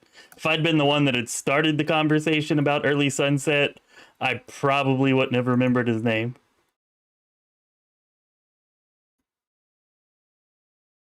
All right, let's see if we got anything to equip here. I should put that ammo on land for later before I forget. Throw some potions on you.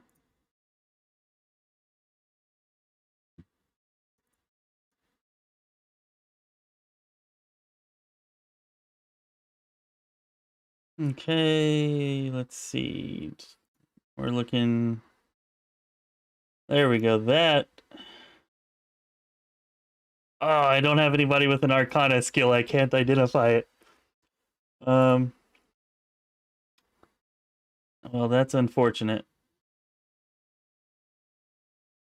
But even if we can't identify it, that's still giving us 8. Yeah, this will still raise her armor class up to 20, so we're still going to give it to her.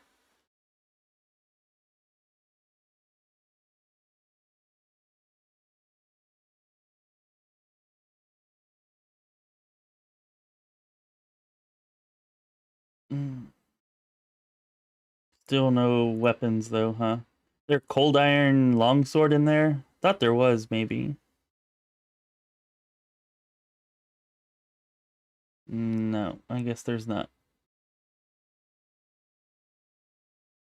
And no composite longbows yet, so. Alright, let's get our sleep on.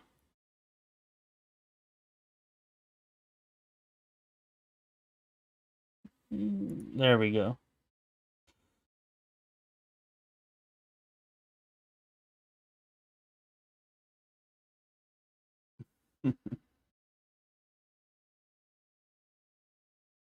Really?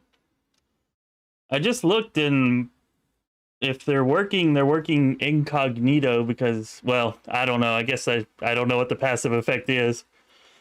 But I didn't see any enhancement bonuses to any of her stats. Let me check again. Maybe I just wasn't paying attention.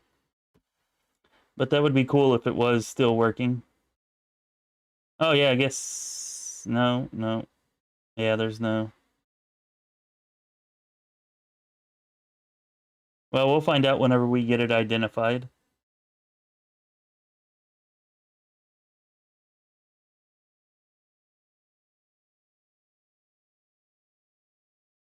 Yeah, I haven't run across any cursed items in this game yet. Has anybody else?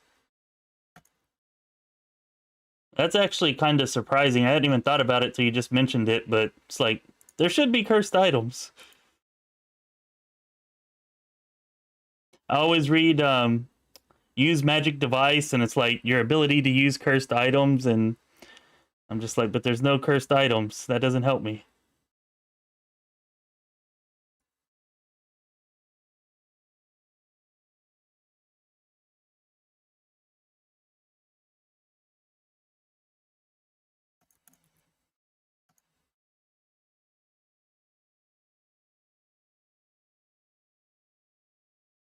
Oh, did you look it up? Well, I guess that's why we're not seeing any bonuses to our stats then.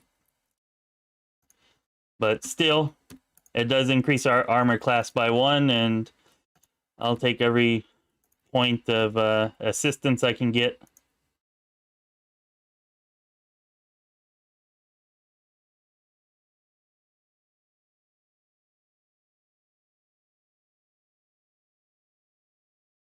I don't think so, Nathan. I don't think it defaults to another stat, because I think with undead it does that because something has to have like a hit point total, but you know, you don't necessarily need an intelligence score to figure up anything.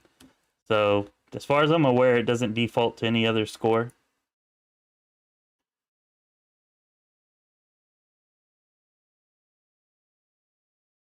Hmm. Yeah, I've only completed a few, 2 or 3 of his items, so yeah, maybe I need to work on completing more of his so that I've got a better knowledge base there.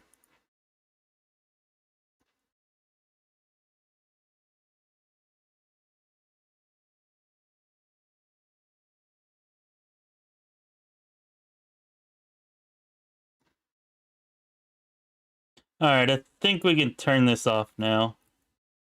Get out of turn mode.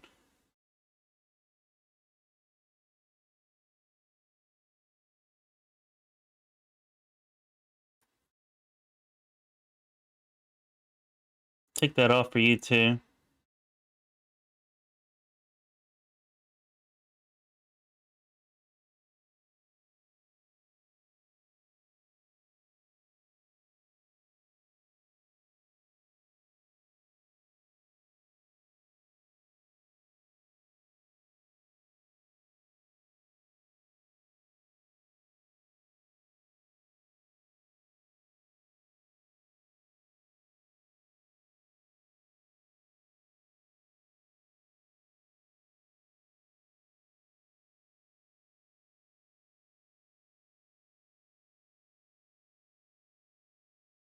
Hmm. The centipede doesn't have any intelligence score at all. I've not really selected the centipede to see that. If that's true, that's unfortunate because I don't know, the centipede already seems like it's not the greatest of pets, and then it not being able to get any of the feats that require an intelligence score, that's a definite bummer.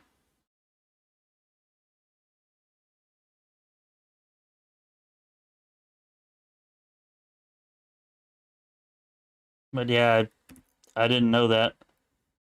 I don't know. I'll probably check it out and see what I can find out though, and I'll be back on Thursday. I can let you know then if you haven't figured it out or checked it out by then. Sure, everybody already knows, but this is kind of the answer to the gemstone puzzle that's in here. Yellow, blue, red, yellow.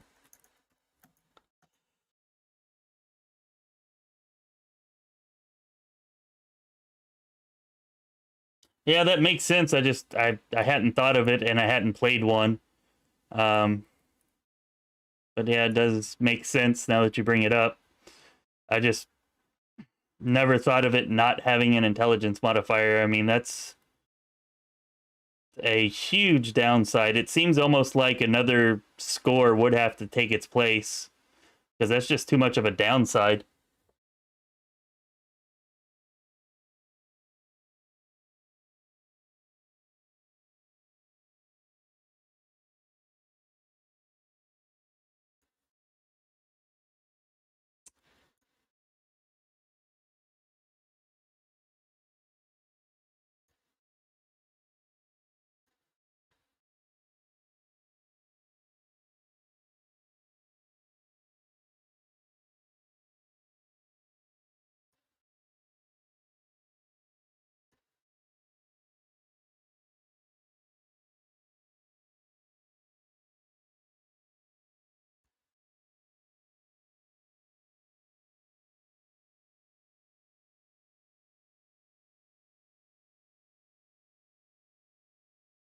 What are you doing? Don't do that.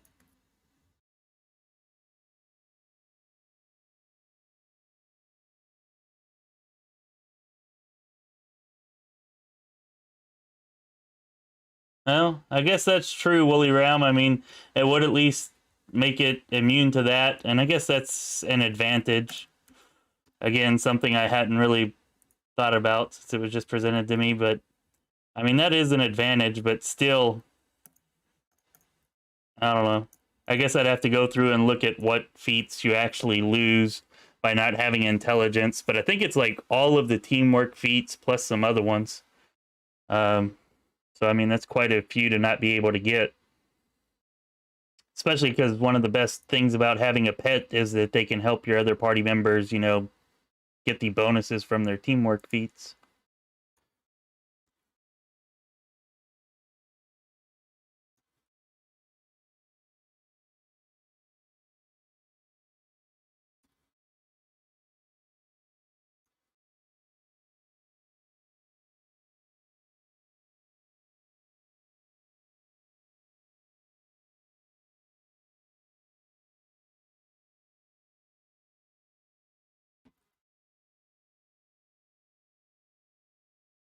Okay, you move out of the way. Doorway pathing in this game is terrible.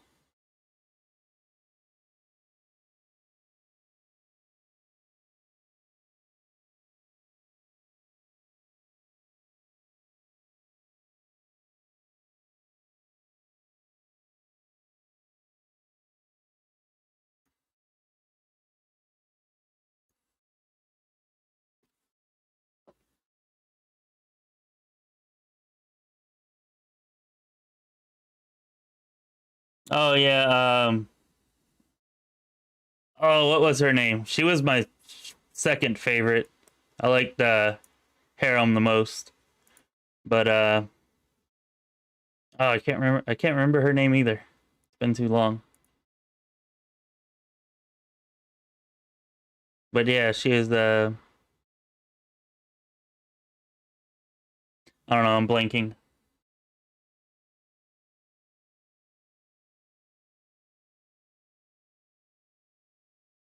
Yeah, that's a good warning to have Woolly Ram. Yeah, I mean that's also extends to Eldritch Scoundrels and any class that can learn things from a book or from scrolls.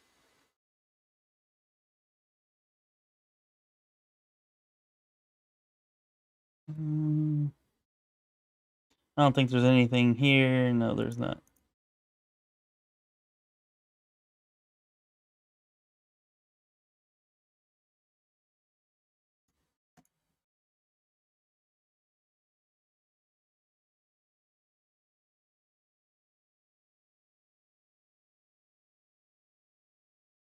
There we go. Make sure this. Yeah, nothing here. Alright, I think there's some traps in this room that I need to be careful of.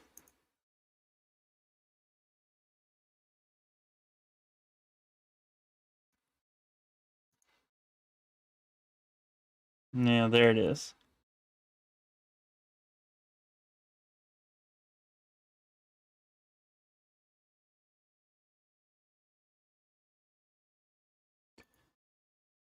I think I remember. I don't know. I don't remember that, Nathan. Um, but yeah, the I guess meme quality of the Trickster and the way that yeah you just kind of get to do things that you shouldn't is definitely up there. The weird out there spells like beer elementals and fish missiles and just like, oh, you shouldn't be able to do this. Well, now you can do it. The way that what is it? Acrobatics, even though it's called mobility, it decreases your movement speed by 50%, but that's not a problem anymore because now we're going to increase it by 50%. It's pretty cool. And yeah, it's definitely got a lot of those types of things going on with it. Ah, there we go. Masterwork Cold Iron Longsword. That's what she be needing.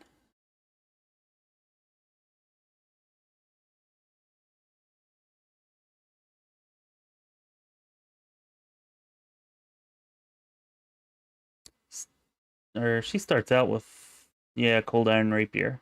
Yeah, okay. Alright, I think we can all harm demons now at least.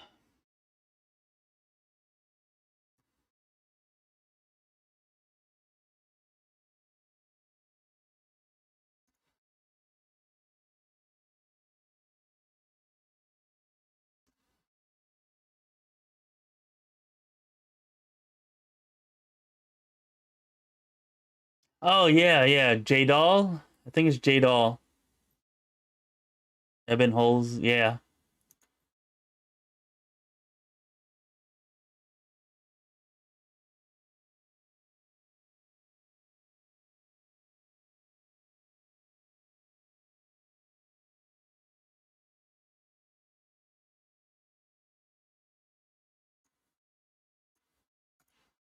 I'm not sure how early you could get that from the Serpentine bloodline.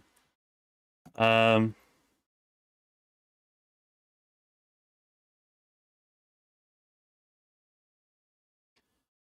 I haven't finished the whole Trickster deal. I only got it going into Act 4 during beta. That's all you could do.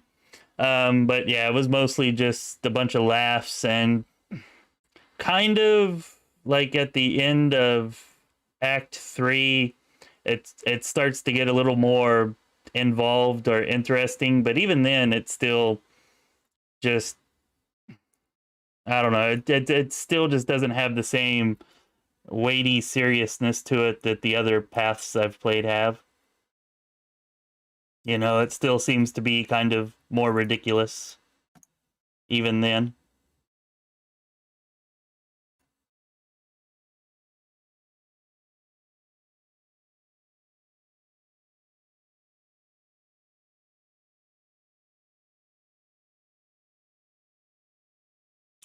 That's gonna hurt. Yeah, that cleric needs to die.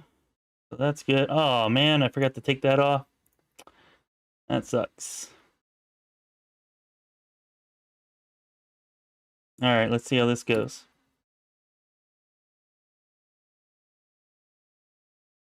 You're supposed to be putting him to sleep.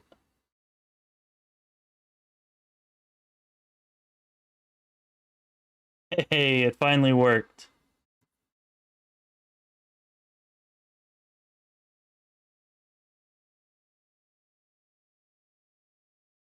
Mm.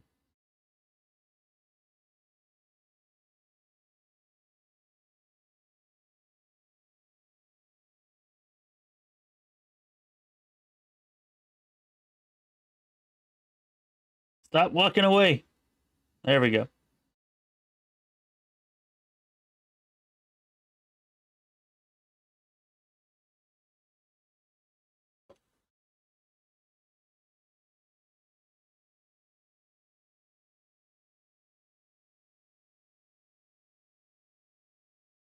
Hmm. I don't remember that. I know that there's a mythic ability that gives you an extra bloodline, but I don't know. I don't remember there being one that gives you the final ability. I'm guessing that's what you mean from a bloodline. I don't recall that one.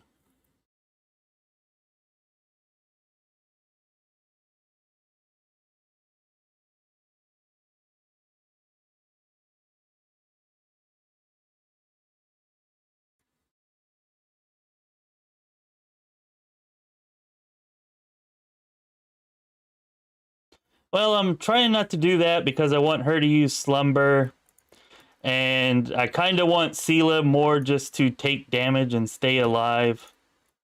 Um, I don't know. Maybe I should at least set her to it though. I'll give it a try with her, but I don't want the negatives to the AC for Sela though, because if she goes down, the rest of the party is really vulnerable. I'm trying to be conservative since if I die once, you know, I have to restart all over from the very beginning of the game. You know, so I'm trying to be cautious. Let's go this way. We don't need to do that yet.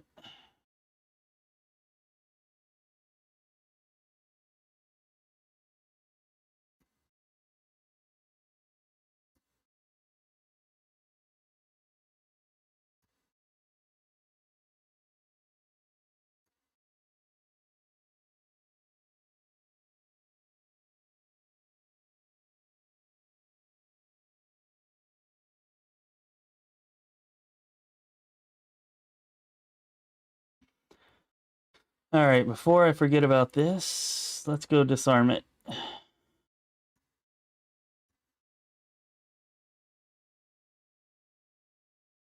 Yeah, sure, very helpful.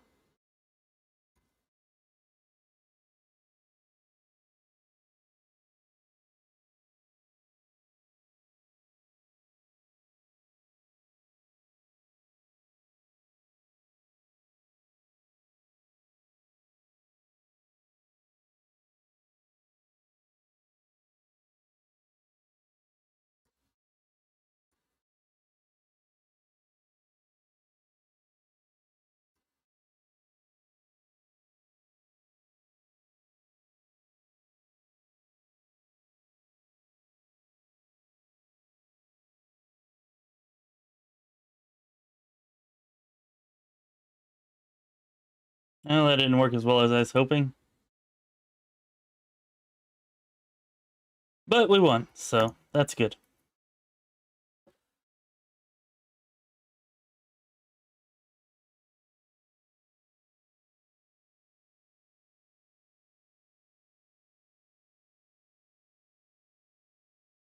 Oh, nice.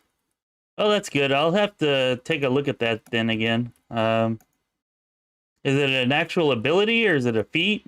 Because I definitely don't remember that one.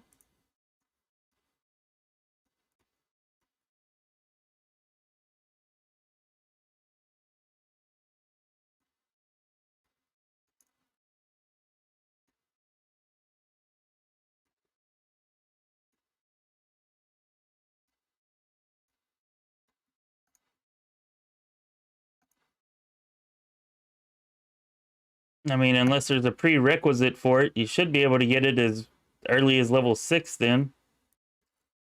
That's when you get your first mythic ability, assuming that it's an ability and not a feat. So I would imagine that's what it is. We're going to leave those monitor lizards alone because I don't trust having to fight them.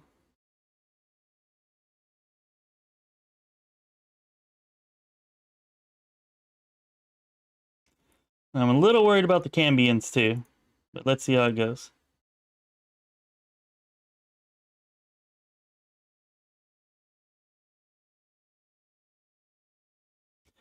Definitely want to get one of those composite longbows.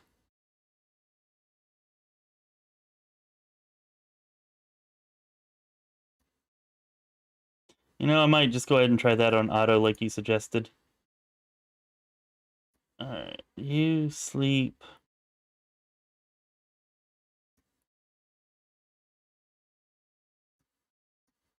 Fight that one.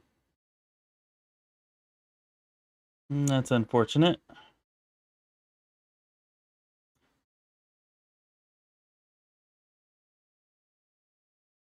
Turn that off.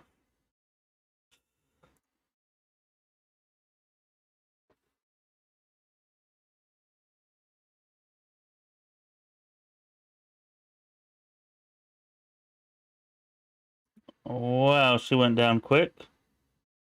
That's probably not good.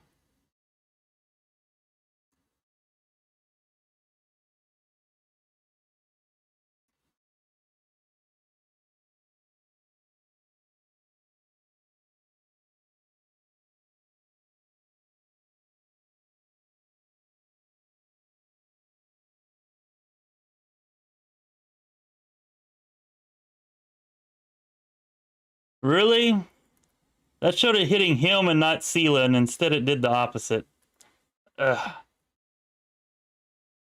That is very annoying.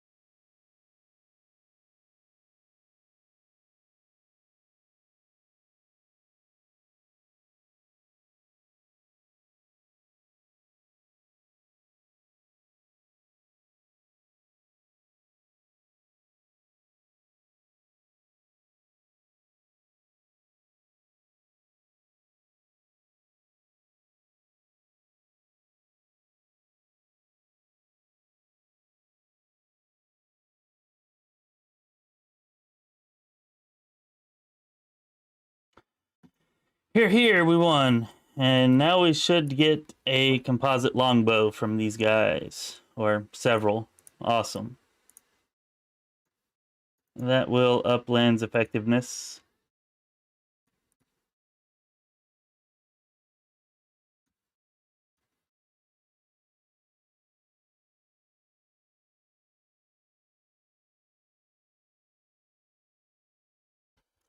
I know you can take Crossblood and Extra Bloodline. I imagine you could take Capstone also.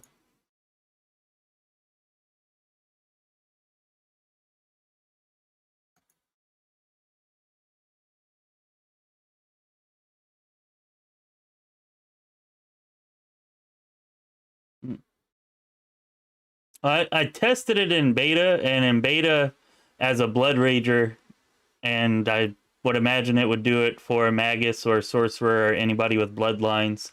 It would let you take your Bloodline, and as a Blood Rager, you can get the... No, actually, I guess it was as a Sorcerer, because Blood Rager, they don't have an archetype with 2 Bloodlines, do they? Anyways, it will let you take the Cross-Blooded and the Extra Bloodline, but I don't know about our third Bloodline, but I don't know about the Capstone thing. I don't even remember that one.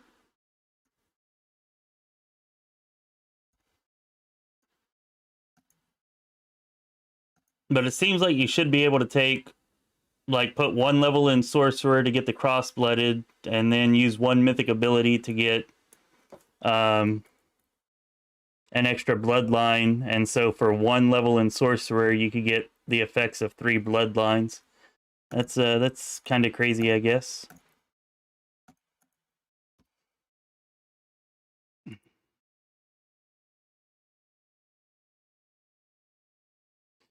All right, let's go camp. We need to rest.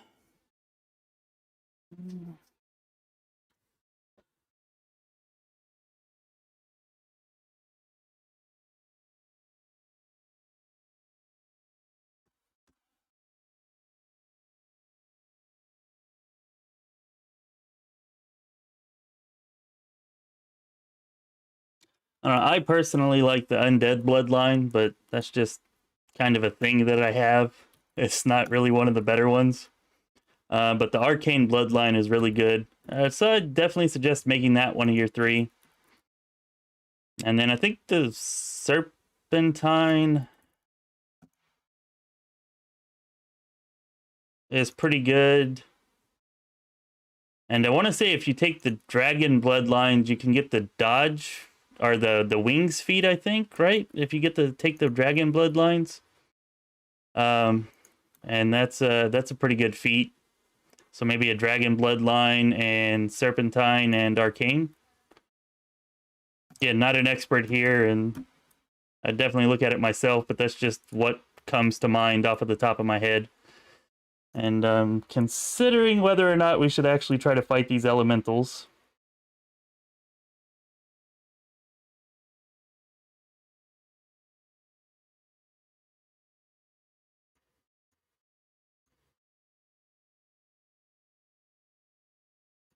You don't need that.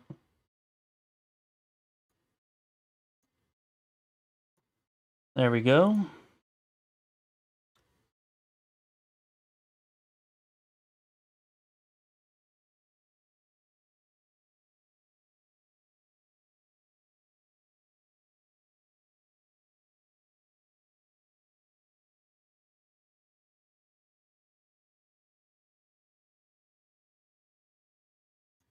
No, what are you doing? Don't go over there. Want to get close enough to inspect this thing.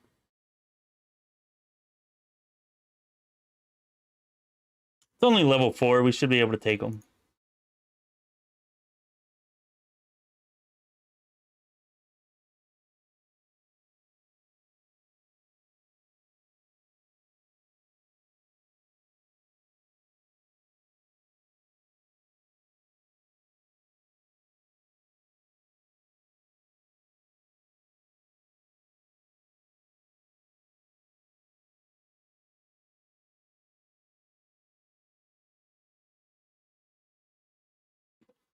Ow.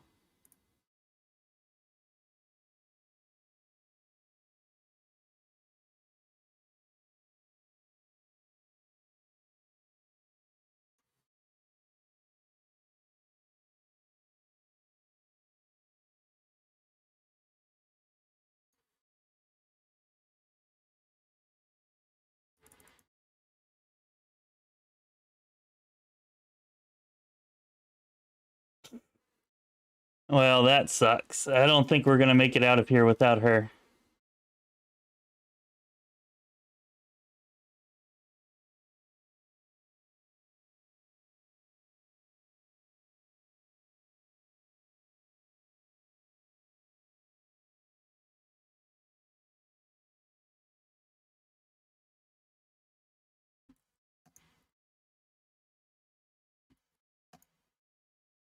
Should have left these elementals alone, I guess.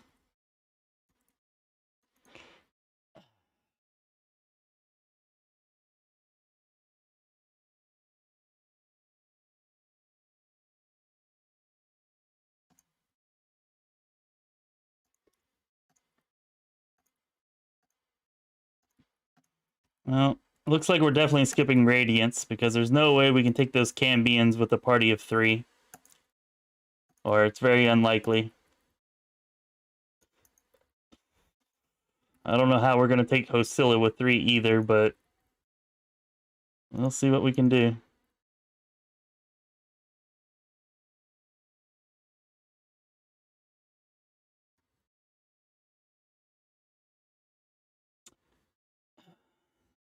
I don't have anybody that can disarm traps now either, do I? That's unfortunate. Trying to think of how many more traps there are. I think this might be the last one. Maybe.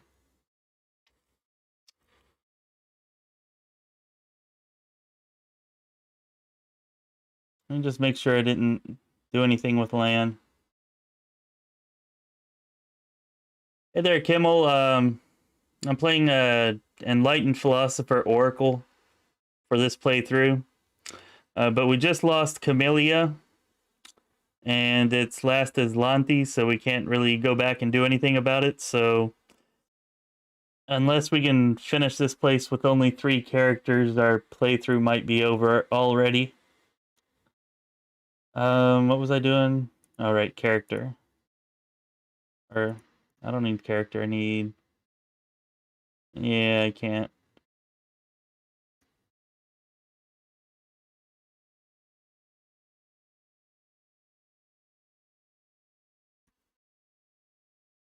Don't think that this will work, but let's try it.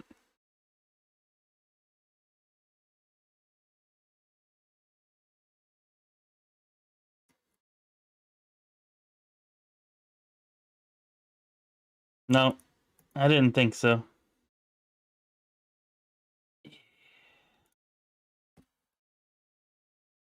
Mm.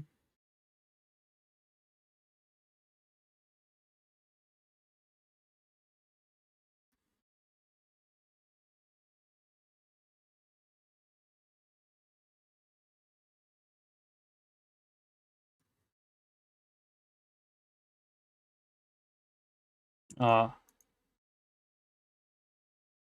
was gonna say that should set off the trap.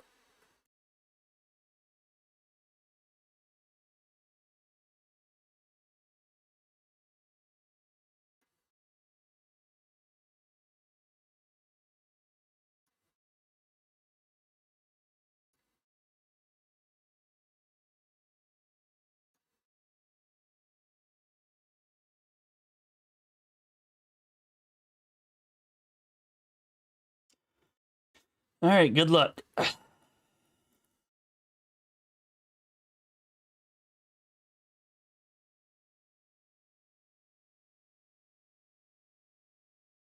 Well, that was a good start to this fight, at least.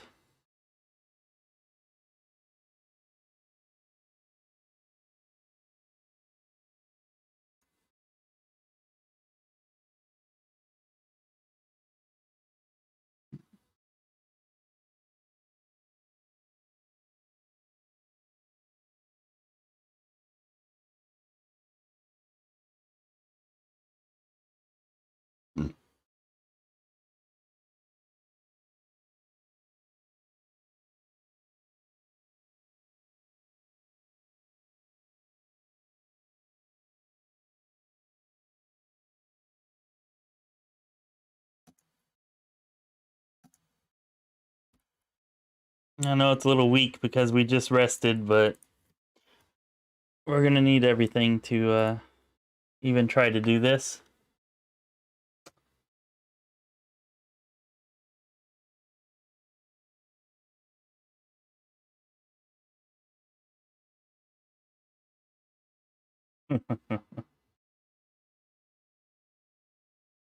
Yeah, perfectly unviable YouTube build.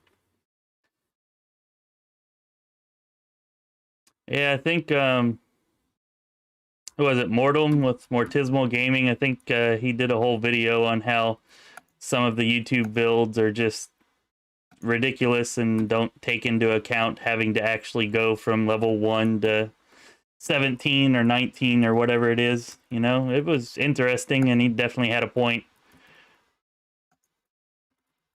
Definitely way too many builds like that.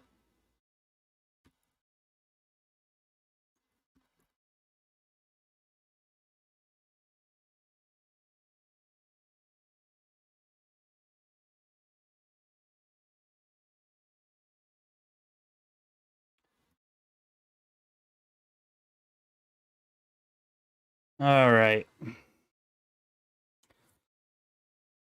Let's buff.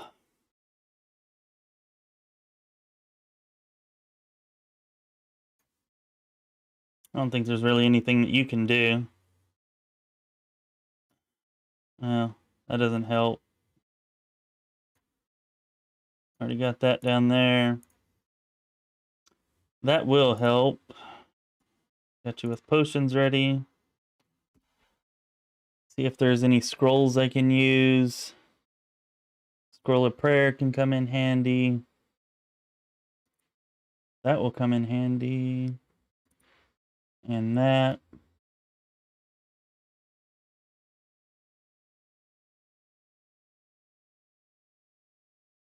And this. Let's go with all of these.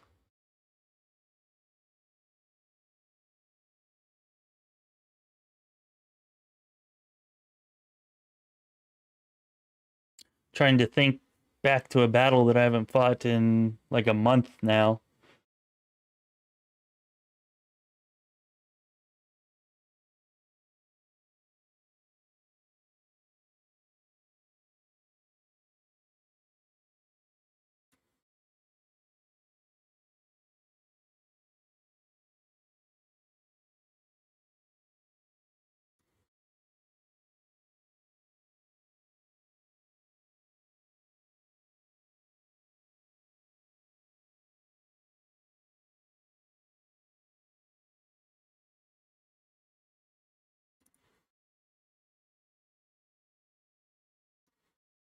I wonder if it'll let me take her necklace off now. You're dead. You can't stop me. I guess you can.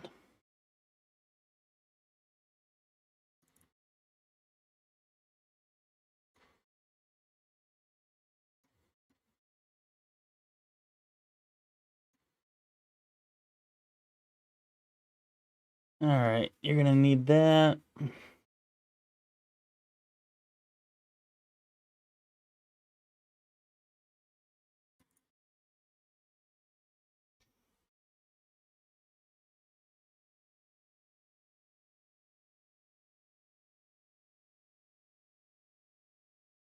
All right, let's see what we can do with all of this.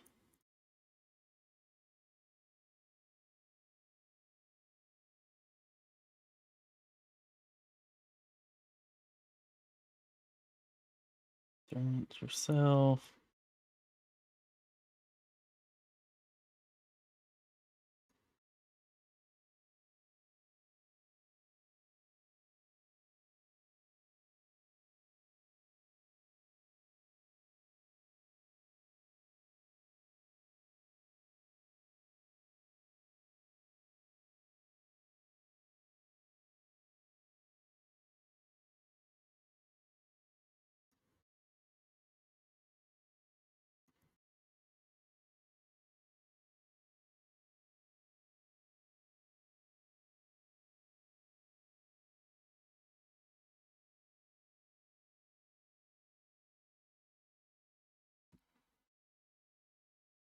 Mm.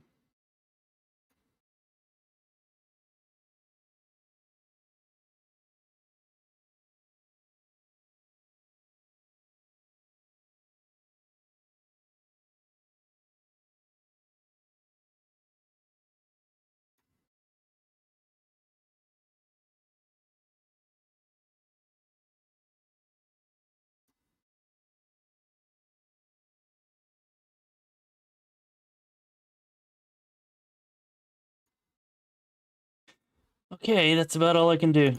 Let's see if we can make it through this or not.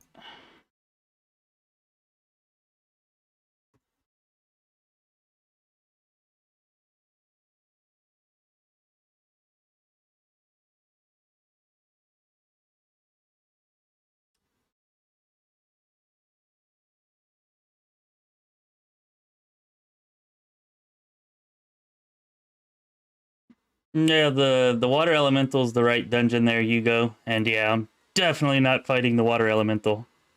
No way that's happening.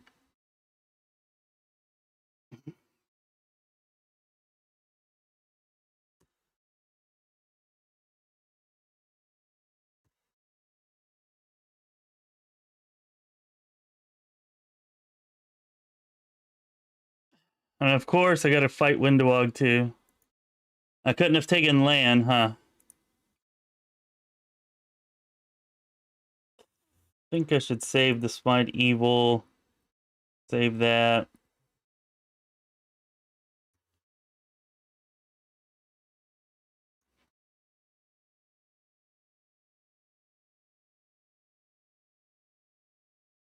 Hey, stop attacking me.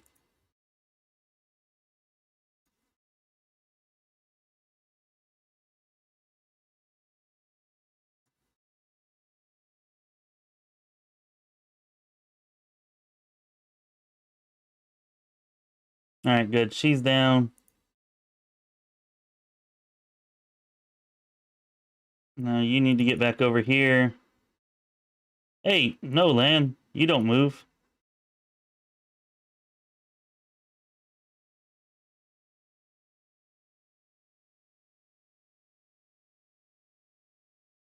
Hey, what are you doing? Stop it.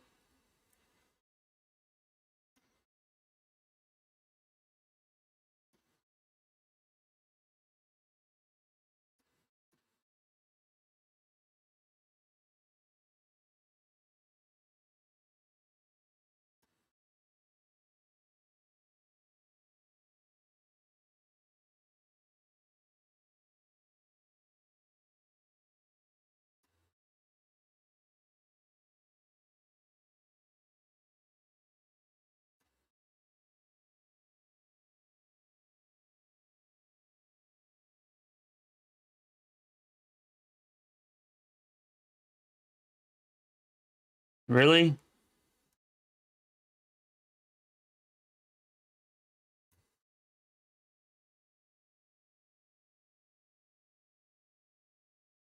Alright, I didn't want to do this, but I'm gonna do it.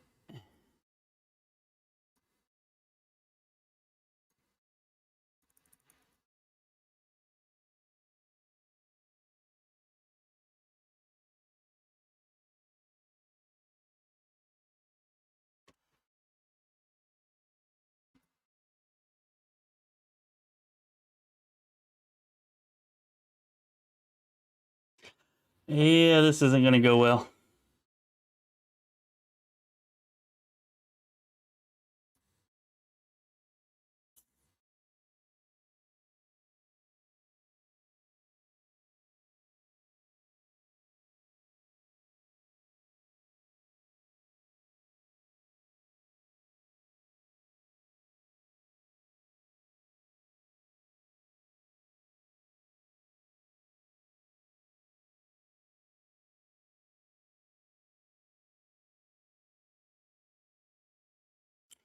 It's not much point.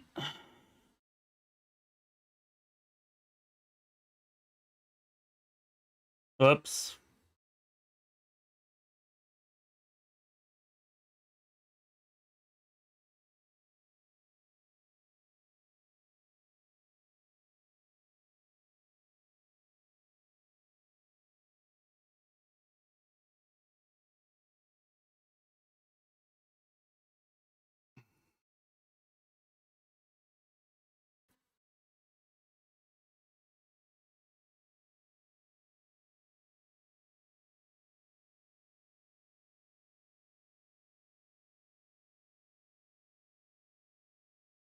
Alright. Good. She's out of here. I think we may have actually won this.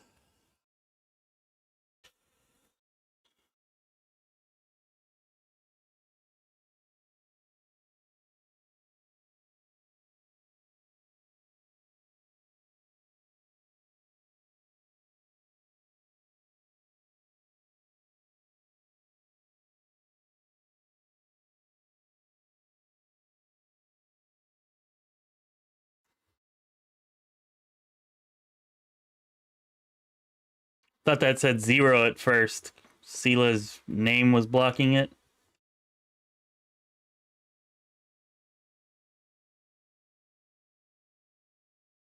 Guess it would help if I turned his cold iron ammunition on.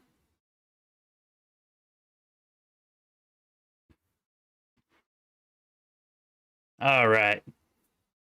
We did it.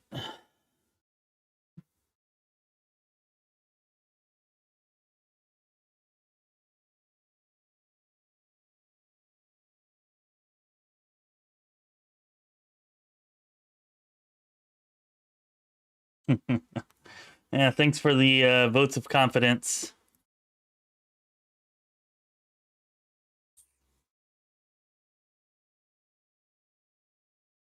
Killer. And we failed.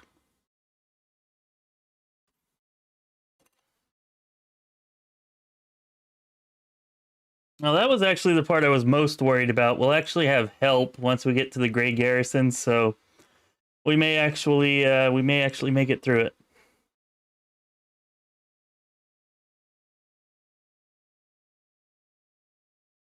And yeah, that's a good idea about the pole arm. I just might I might go ahead and give her a glaive or something, at least for this next part. That way I can discourage enemies from just bypassing her and going after everybody else.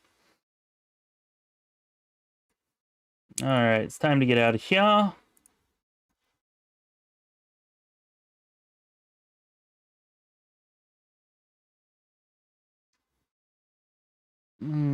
Let's collect our loot first, though.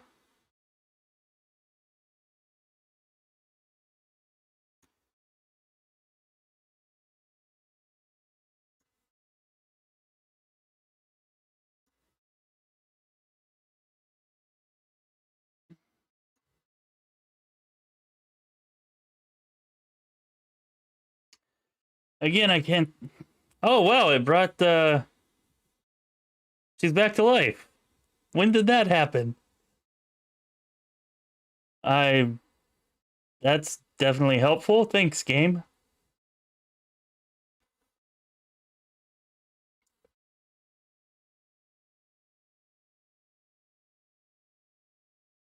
Did I... Yeah. Yeah, she has this glaive. That's what came from Hosilla, I think, right? That's what I remember her having. I think it's called Marching Terror, if I remember correctly. If I could identify it, but I can't right now. Need to work that into my lineup next time and not mess up giving nobody Knowledge Arcana. Okay, I've got her back, so change of plan, character, class. Yeah, she doesn't even have a weapon focus anyway. She can't use it though, can she? No, she can't. Ah.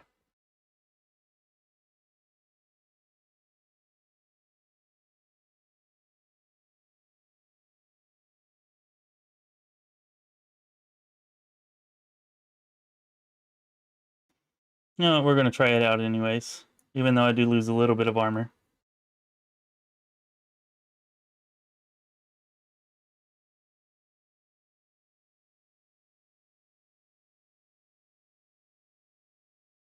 Right.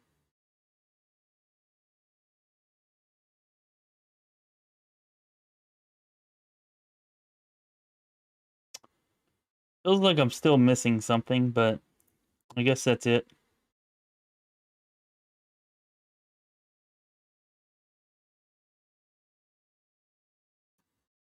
Take off that ugly headgear.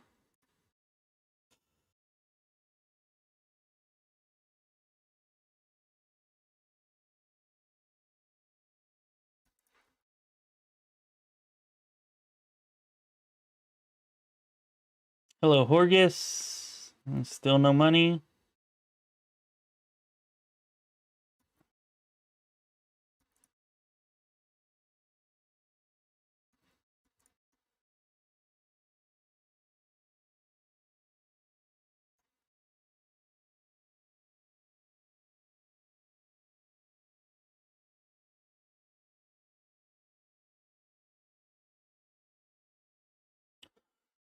And it brought her back to life, but all the way back there still.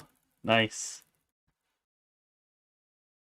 You know what? That's a good point. Thank you for bringing up Radiance again. I had not picked up Radiance because I only had a party of 3 and I didn't trust myself to defeat those Cambions with only 3. But now that I have a party of 4, let's go get it. You know, with it being Last Azlanti and not being able to reload or anything, I decided to just kind of bypass it, but since defeating Hosilla revived Camellia for some reason, why not? Thank you for reminding me.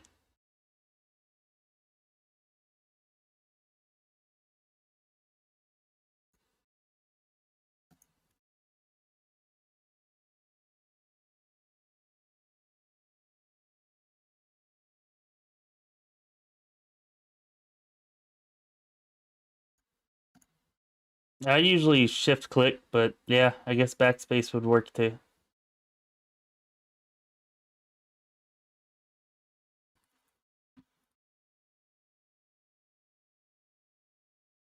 Are we... Okay, I need to drop some stuff. We're way overweight. Like, what's taking them so long? Duh, you're way overweight.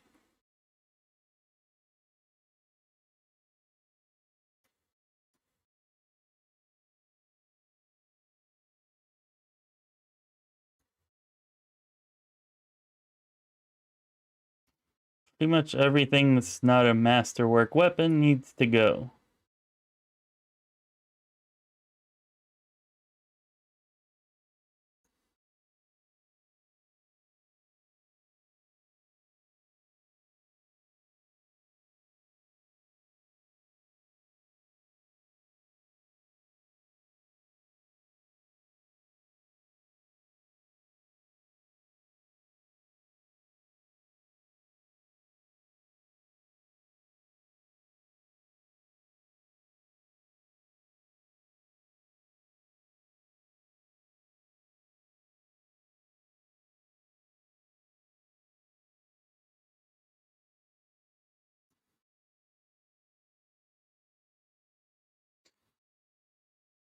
Alright, I think that's about everything, and for these Cambions, I do want her to have that extra armor. So let's put you back on, and throw the shield back on.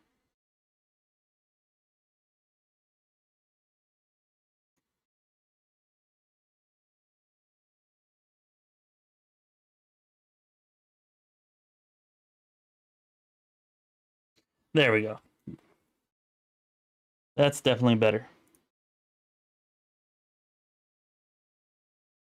I didn't realize there was a merchant in Hosilla's room. I just was actually looking for one in there and did not see one. Well, it's a little late now. Who's the merchant? Because I thought Horgus Gwyrm was the merchant, but whenever I talked to him, there was nothing.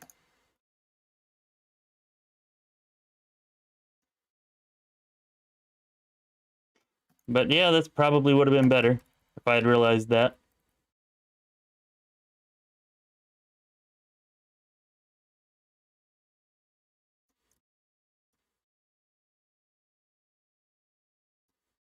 Really? There.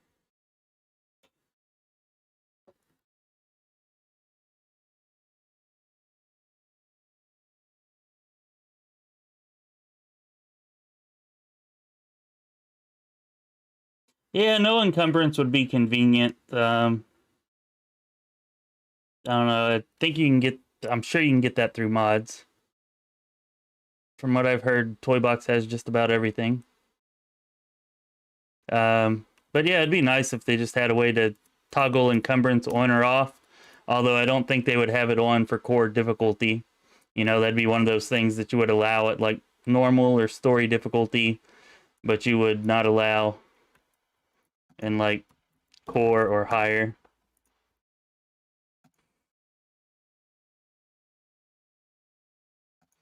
Alright, let's see if we can beat these Cambions real quick and grab Radiance.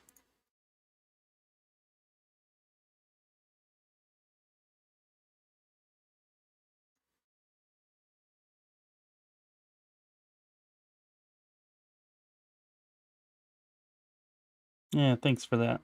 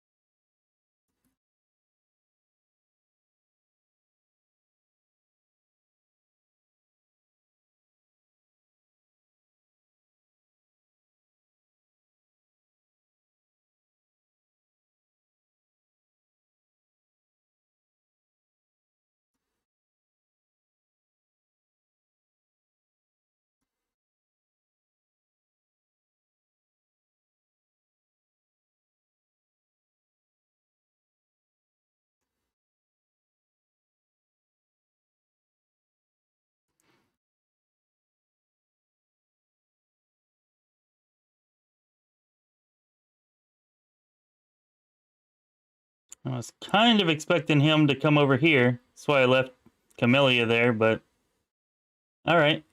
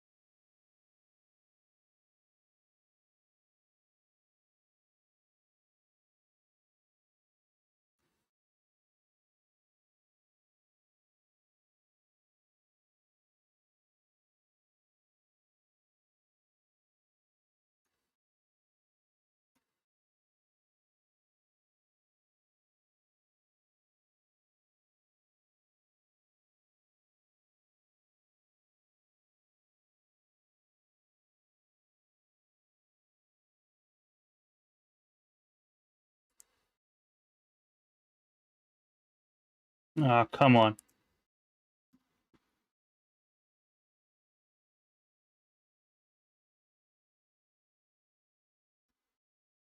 There we go. All right, now we're looking good.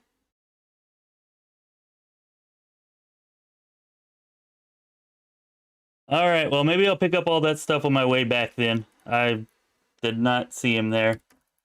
And I thought there was supposed to be a merchant. Thought I remembered it, but I thought it was Horgus Worm for whatever reason. But yeah, I'll pick up that stuff on my way back and get it sold. Thanks for the heads up on that.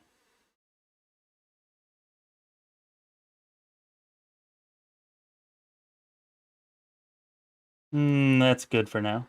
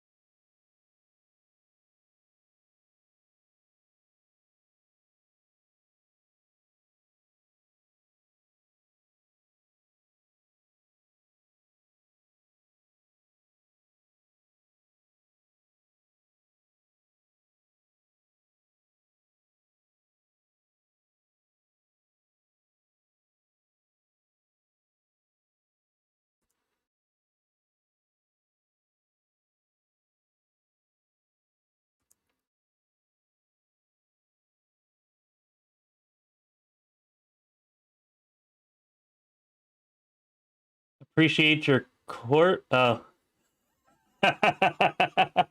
Sorry.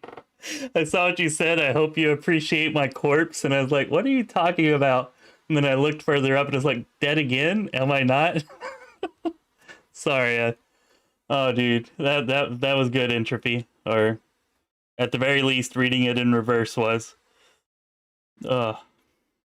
Thanks. I needed a good laugh.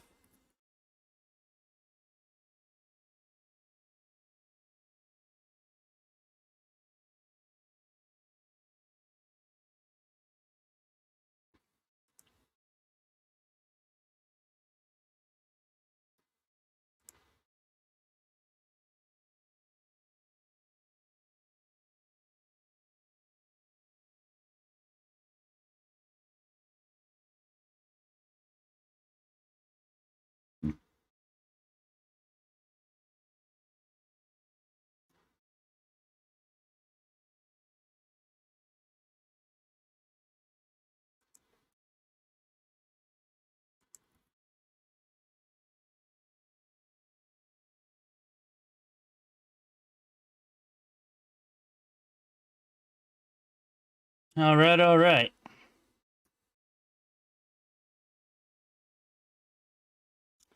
Oh, it looks like I probably could have taken this group without Camellia anyways. I think she was dead on what, round 3? And the first round she did nothing. So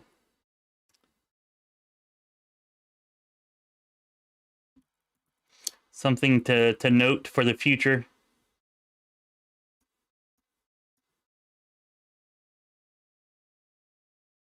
I guess since I'm going to sell anyways, I may as well just take everything, right?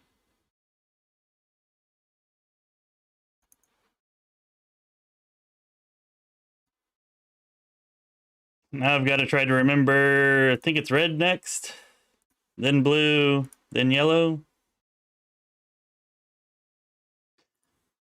I always get the blue and the red mixed, even whenever I just said it like an hour ago, whenever we were passing by the pictures.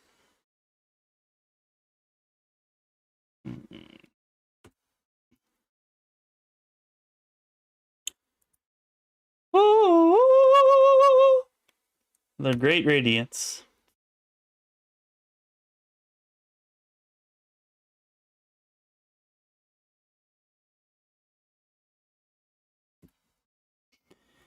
Even though it's not really better than what she's using now, we'll go ahead and equip it.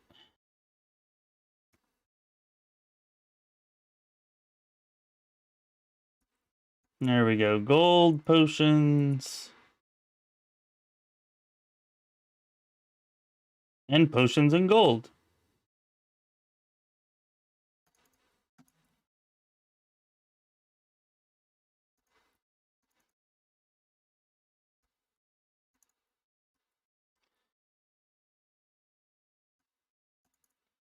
All right, just some fungus growing on an old corpse.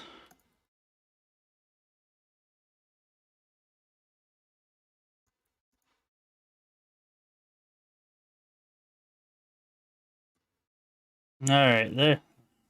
Pick up all that. And let's go sell to our merchant friend.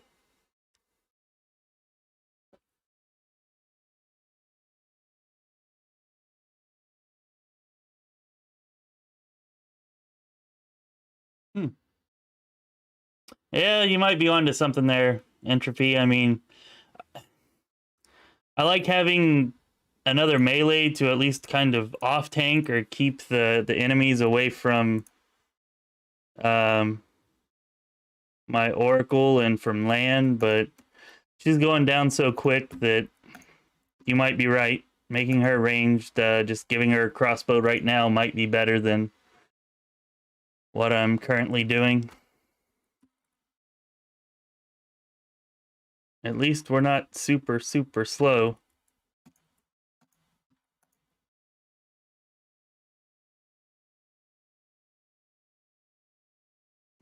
All right, I'm sorry. I can't wait for all of that. We're going to have to drop at least some of this.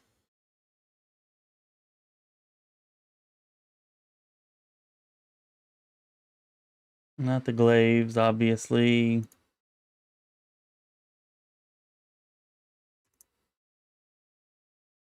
There.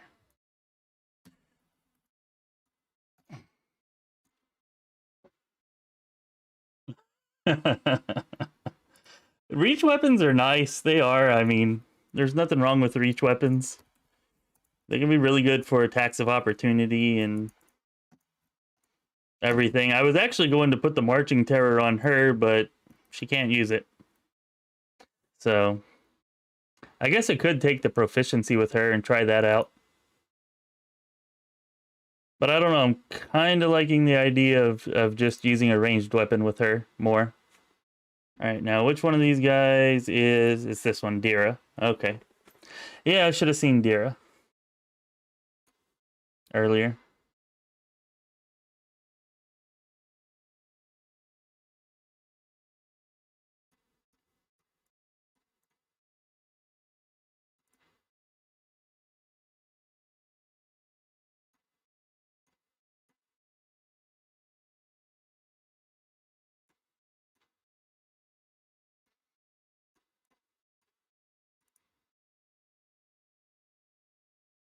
Did I ever...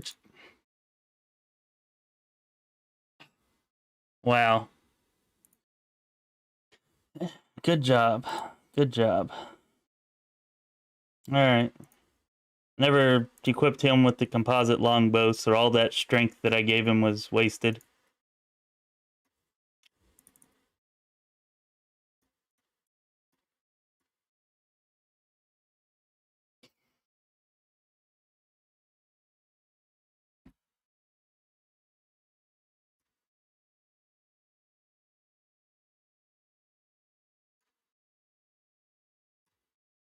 Okay, let's finish selling this now.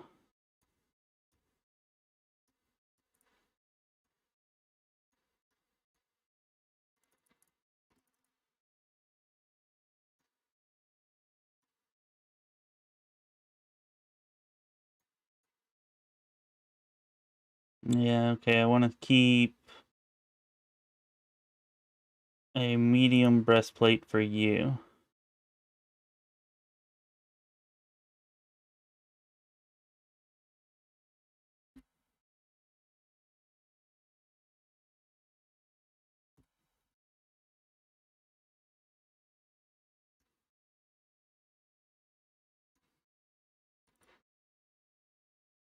There, that should help with their survivability.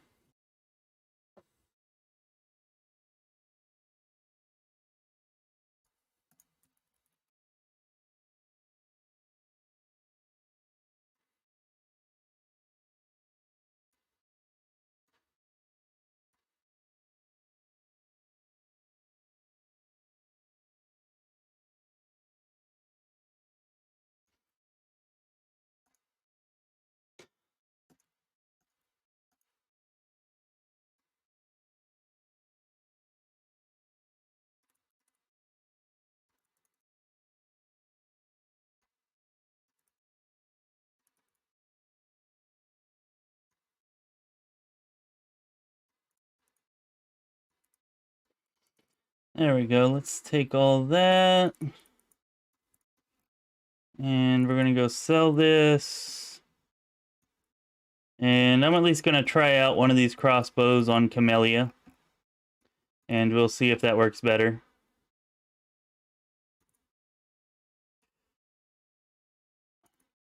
I should play with you guys more often.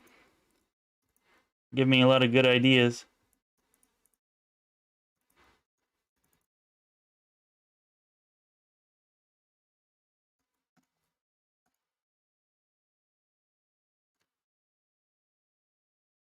Open your heart to me.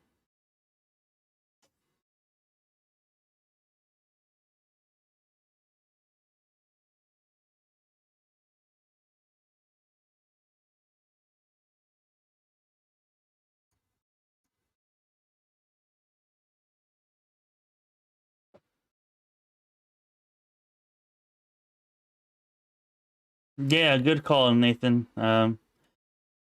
I didn't hit the collect all button though, because I think if you hit collect all, doesn't it automatically send you to the next screen, to the load screen? That's why I was kind of taking them out one at a time.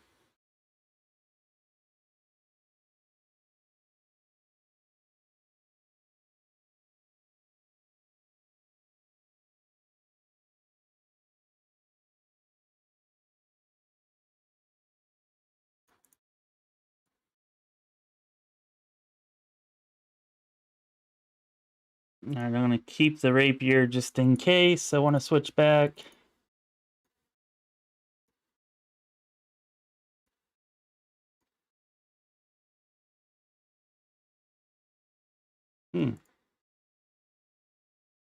Yeah, I'd rather wear the half plate than the banded mail, so let's do that.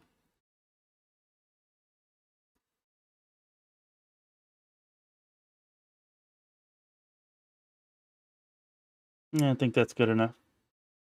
You don't have any potions? No potions. Yeah, I guess we're good. Deal. Yeah, up to 4K gold now. So yeah, thanks for that. Definitely helpful. Sela.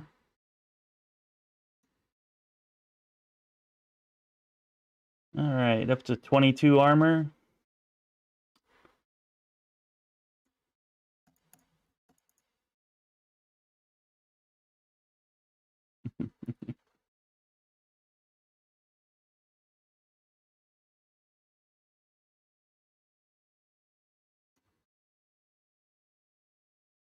Oh wow, I missed a bunch of stuff anyways. Well, we're gonna find out right here. Yeah, it did.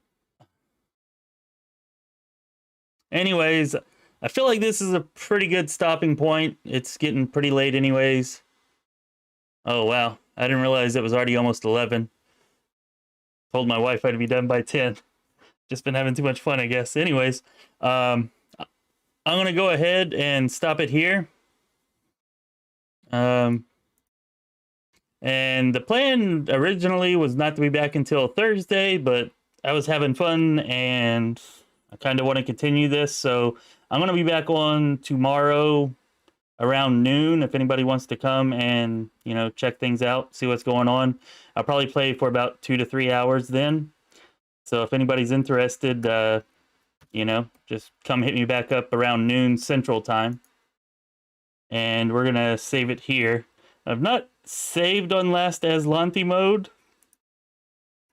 So does it just automatically save whenever I log out? I guess I should have looked that up before I started this, huh?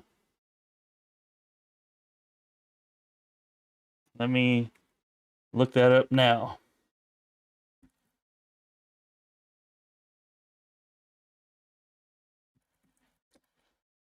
I'd really hate after everything that happened to just back out and then nothing gets saved.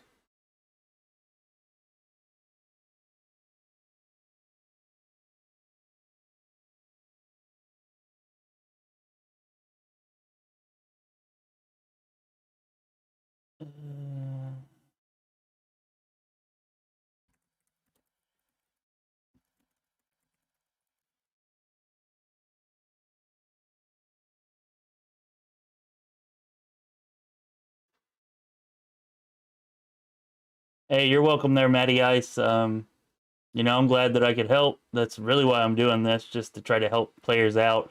Me playing the game is just, something to do while people that have questions ask, And thank you and everybody else for helping me out too. I didn't realize Dira was there. I would have missed out on a lot of gold if not for you guys helping me with that. So it goes both ways. We're helping each other out.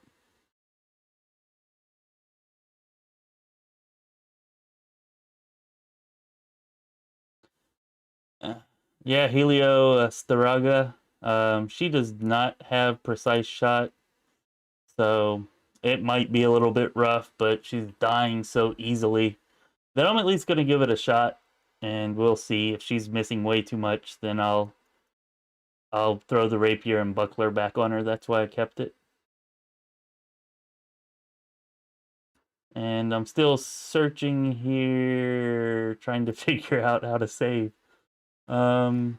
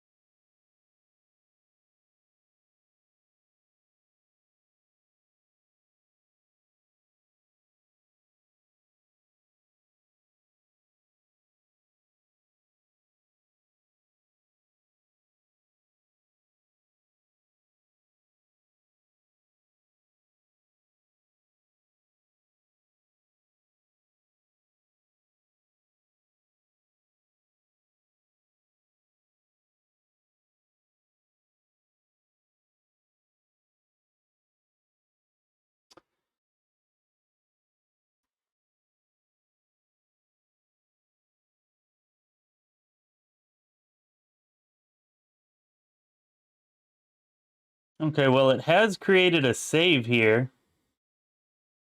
So I'm just going to go ahead and back out. And hopefully it's saving it right now where I'm at. But if not, this doesn't seem like it was very long ago. Actually, it looks like it might actually be where I am now, maybe? I don't know. We'll see. But anyways, I'll see you at noon tomorrow if you have a chance. Thanks, everybody, for, stopping by and playing with me. Appreciate it. This has been Chris with Lorespire. Be well, my friends.